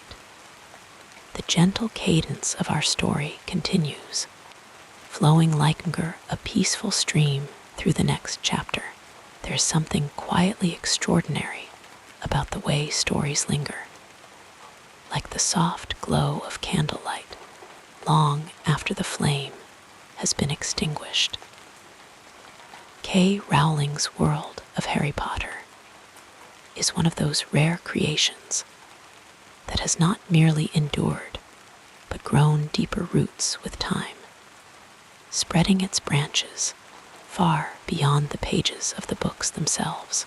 It is a legacy that hums beneath the surface of our everyday lives, in classrooms where children first sound out the names of Hogwarts houses, in bookstores where well-worn copies still find new hands to hold them, in the quiet moments when someone, somewhere, whispers lumos into the dark and smiles at the thought of magic. The influence of Rowling's work is woven into the fabric of modern storytelling, shaping not just literature, but the way we think about courage, friendship, and the quiet power of standing up for what is right. Writers who grew up with Harry Potter now craft their own tales, carrying forward the lessons they learned about the importance of flawed heroes, about love as the strongest magic of all. Some write fantasy, spinning new worlds with the same care Rowling took in building Diagon Alley. Others turn to realism, but still, they write with the understanding that even ordinary lives can contain extraordinary moments of bravery. Beyond books, the ripple effect of Harry Potter can be felt in classrooms where teachers use the series to discuss morality, prejudice, and the dangers of blind allegiance. The lessons of the Death Eaters and the Order of the Phoenix become ways to talk about history, about the rise of authoritarianism, about the choices people make in the face of fear. Universities offer courses on the literature and philosophy of Harry Potter, dissecting the themes with the same seriousness once reserved for Shakespeare or Dickens. The stories have become a shared language, a way to explore complex ideas through the lens of fantasy. And then there are the readers, millions of them, who found solace in those pages during difficult times. For some, Harry's journey mirrored their own struggles with loneliness or loss. For others, Hermione's brilliance was a beacon, proof that intelligence and determination were things to be celebrated. The series taught a generation that heroes could be scared, could fail, could doubt themselves, and still rise when it mattered most. That lesson echoes in the lives of those who carry it with them, long after they've closed the final book. The fandom itself has become a living, breathing extension of the story. Fan fiction writers spin endless variations, exploring side characters, rewriting endings, imagining new adventures. Artists paint scenes from the books in vivid color, their interpretations as varied as the readers themselves. Podcasters dissect every chapter, every line, finding new meaning in details that might have once seemed small. The wizarding world is no longer just Rowling's. It belongs to everyone who has ever found something in it that spoke to them, even outside the realm of fiction. The influence is tangible. Charities like Lumos, founded by Rowling, work to improve the lives of disadvantaged children, turning the metaphor of magic into real-world change. Activists quote Dumbledore's words about fighting for what is right, even when it is hard. The series has become a touchstone for discussions about justice, equality, and the power of community. Of course, no legacy is without its complexities. Over time, some readers have revisited the stories with a more critical eye, questioning certain choices, wishing for more diversity, more nuance in places where the narrative might have fallen short. These conversations, too, are part of the legacy, a sign that the work is alive, still growing, still being shaped by the people who love it. Stories, after all, are never truly finished. They change with each new reader, each new generation that discovers them. And so, as the years pass, the magic does not fade. It simply takes new forms. A child today might pick up Harry Potter and the Philosopher's Stone asterisk for the first time and feel the same thrill as someone did 20 years ago. A parent might read it aloud at bedtime, their voice soft with nostalgia. A stranger on a train might spot the familiar cover in someone else's hands and smile, knowing they share something unspoken. The true testament to Rowling's legacy is not just in the books sold or the movies made, but in the quiet, everyday moments when the story becomes real for someone, when a reader recognizes a bit of themselves in Neville's bravery, or Luna's kindness, or Sirius's longing for home. It is in the way the themes of love, loss, and resilience continue to resonate, no matter how much time passes. Asterisk, think of the children who grew up with these books, now passing them on to their own. Think of the whispers of spells in dark rooms, the shared laughter over Fred and George's pranks, the tears shed for lost characters who felt like friends. The magic was real. It still is, and like all the best stories, it will never truly end, only rest, waiting for the next reader to turn the page and begin the journey anew. So close your eyes now and let the warmth of that thought carry you into dreams. The story is here, as it always will be, whenever you wish to return. Good night. Wrapped in the comfort of these words, we'll drift together into the next part of this soothing biography. Stories, like dreams, have a way of settling into the mind, sometimes clear, sometimes softened at the edges, reshaped by time and retelling. K. Rowling, a name that conjures images of midnight cafes and scribbled notes, of a struggling writer who conjured a world so vivid it became a home for millions. But stories, even the truest ones, are rarely as simple as they seem.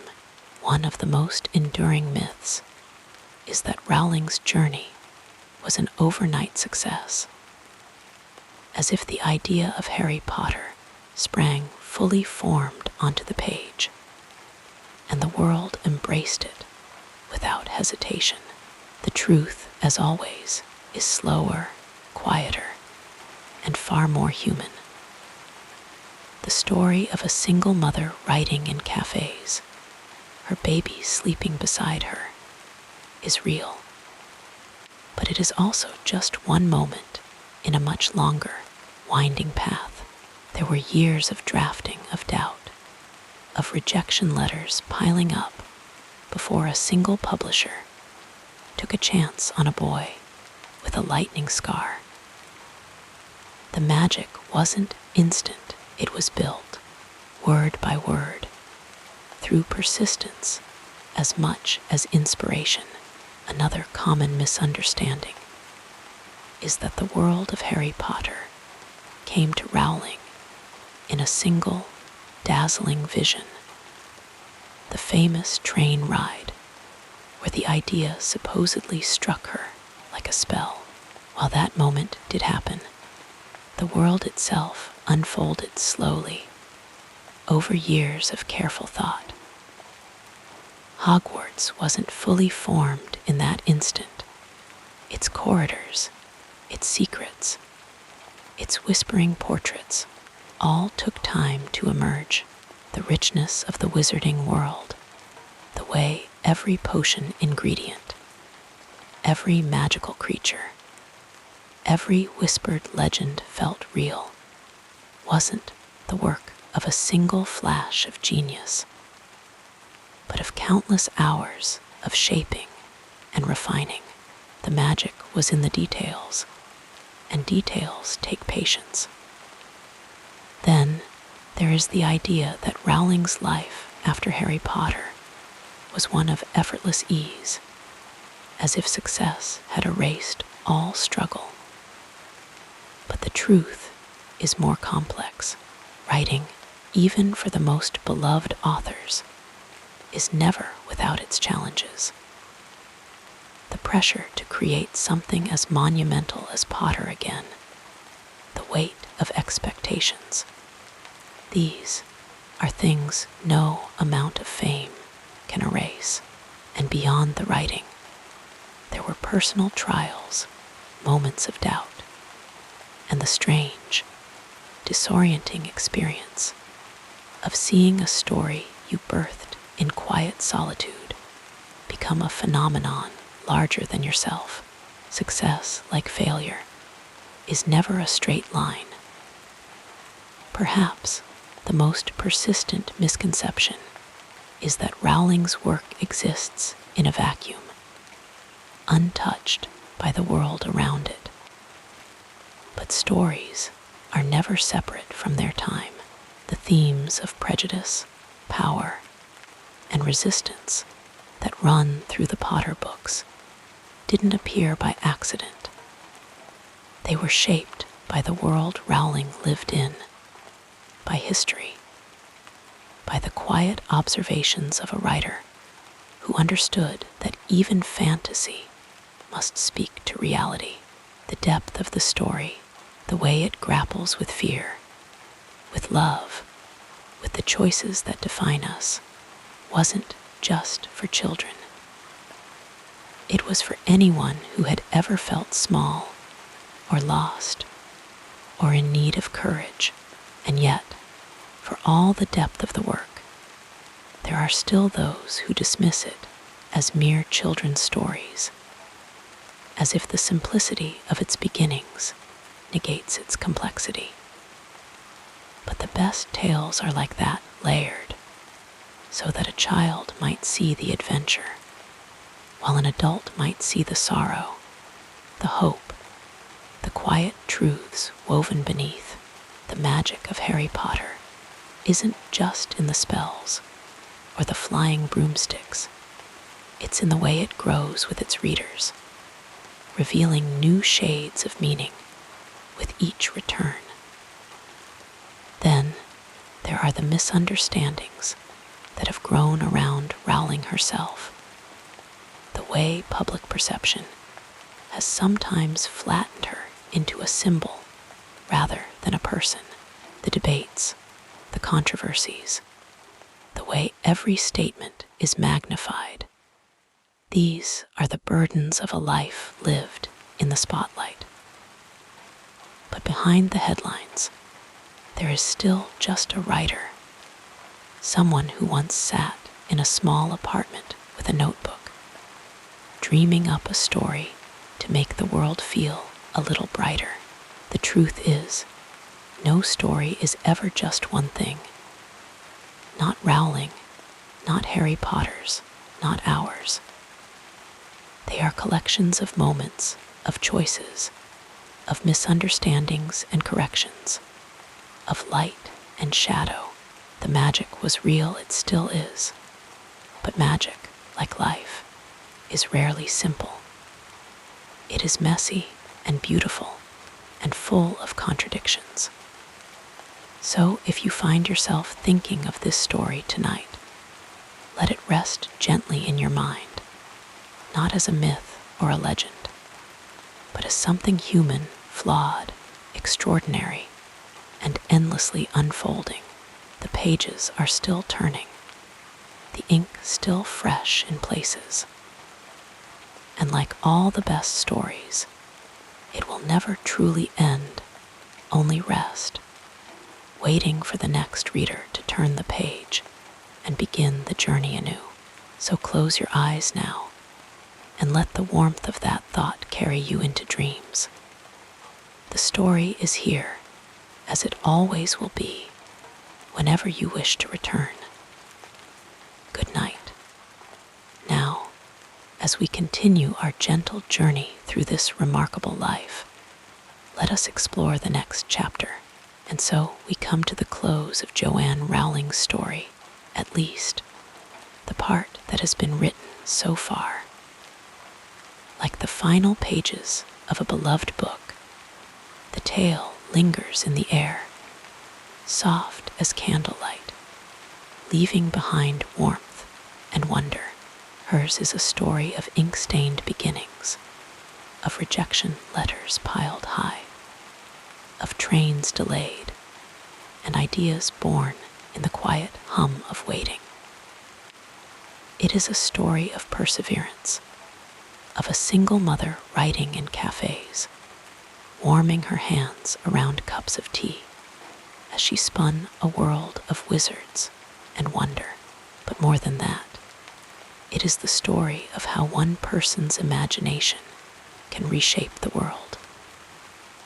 Think of how it all began: a train ride, a boy with messy hair and round glasses, a lightning-shaped scar. Harry Potter was just an idea, flickering in her mind like a candle in a drafty room. But she nurtured it, even when the world seemed indifferent. And then, slowly, the spark caught. The boy who lived stepped off the page and into millions of hearts, his story unfolding like a map leading to hidden treasure. The books grew thicker, the adventures grander, and with them came something rare, a shared magic, whispered between parents and children, passed between friends like a secret. The world she built was vast, yet intimate. Hogwarts was not just a school. It was a home readers longed to return to, with its creaking staircases and whispering portraits, its enchanted ceilings and feasts that appeared with a snap of fingers. Her words made magic feel real, not because of the spells or the creatures, but because she understood the most powerful enchantment of all, the way stories make us feel less alone. Through her pages, children who felt overlooked found heroes who were just like them, ordinary, until they were called to be extraordinary. But Joanne's story did not end with the last page of Harry Potter and the Deathly Hallows asterisk. Like any great tale, it kept unfolding. She continued to write, weaving mysteries under another name, crafting new worlds where magic took different forms. She used her voice, too, speaking on matters close to her heart: charity, equality, the belief that stories could change lives. The wealth she earned did not remain locked away.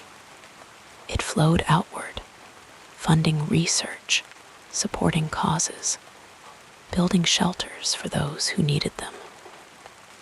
She understood that the true magic was not in keeping, but in giving. Of course, no life is without its shadows. She has been praised and criticized, loved and debated, as all public figures are. But perhaps that is the mark of a story worth telling. It sparks conversation. It lingers. It refuses to be simple. And through it all, the heart of her legacy remains. The quiet child who once escaped into books grew up to write one that helped others escape too. Today, her words still echo. The Harry Potter series sits on shelves in countless languages, its pages worn from rereading, its spines cracked from love. New readers discover it every day, meeting Harry for the first time, gasping at the twists, weeping at the losses, just as generations before them did. The films bring her world to life in flickering color, and theme parks let fans step into Diagon Alley, as if the barrier between magic and reality had always been thin. But the real magic is quieter than that. It's in the child who learns to love reading because of her. It's in the writer who dares to dream bigger because she showed them it was possible. It's in the way her characters, flawed, brave, endlessly human, still feel like old friends, waiting patiently on the shelf for the next visit. So as this story settles around you like a well-worn blanket, remember that it is not really an ending. Stories like hers never truly finish. They ripple outward, touching lives in ways we may never see. The words she wrote are still out there, traveling on, changing minds and mending hearts, one reader at a time. And now, as the night deepens and the world grows still, let the weight of this tale ease you into rest. Picture the warm glow of a library lamp, the soft rustle of pages turning, the quiet certainty that stories like this one will always be waiting for you, whenever you need them, wherever you are. So breathe deeply and let the words carry you. The magic is here, just as it always has been, and it will be here still when you wake. For now, let the silence between the lines lull you into dreams, where perhaps you'll wander the halls of Hogwarts, or find yourself in a cafe, watching a woman with a notebook, smiling as the next great story begins. Good night, dear listener. May your dreams be as boundless as her imagination.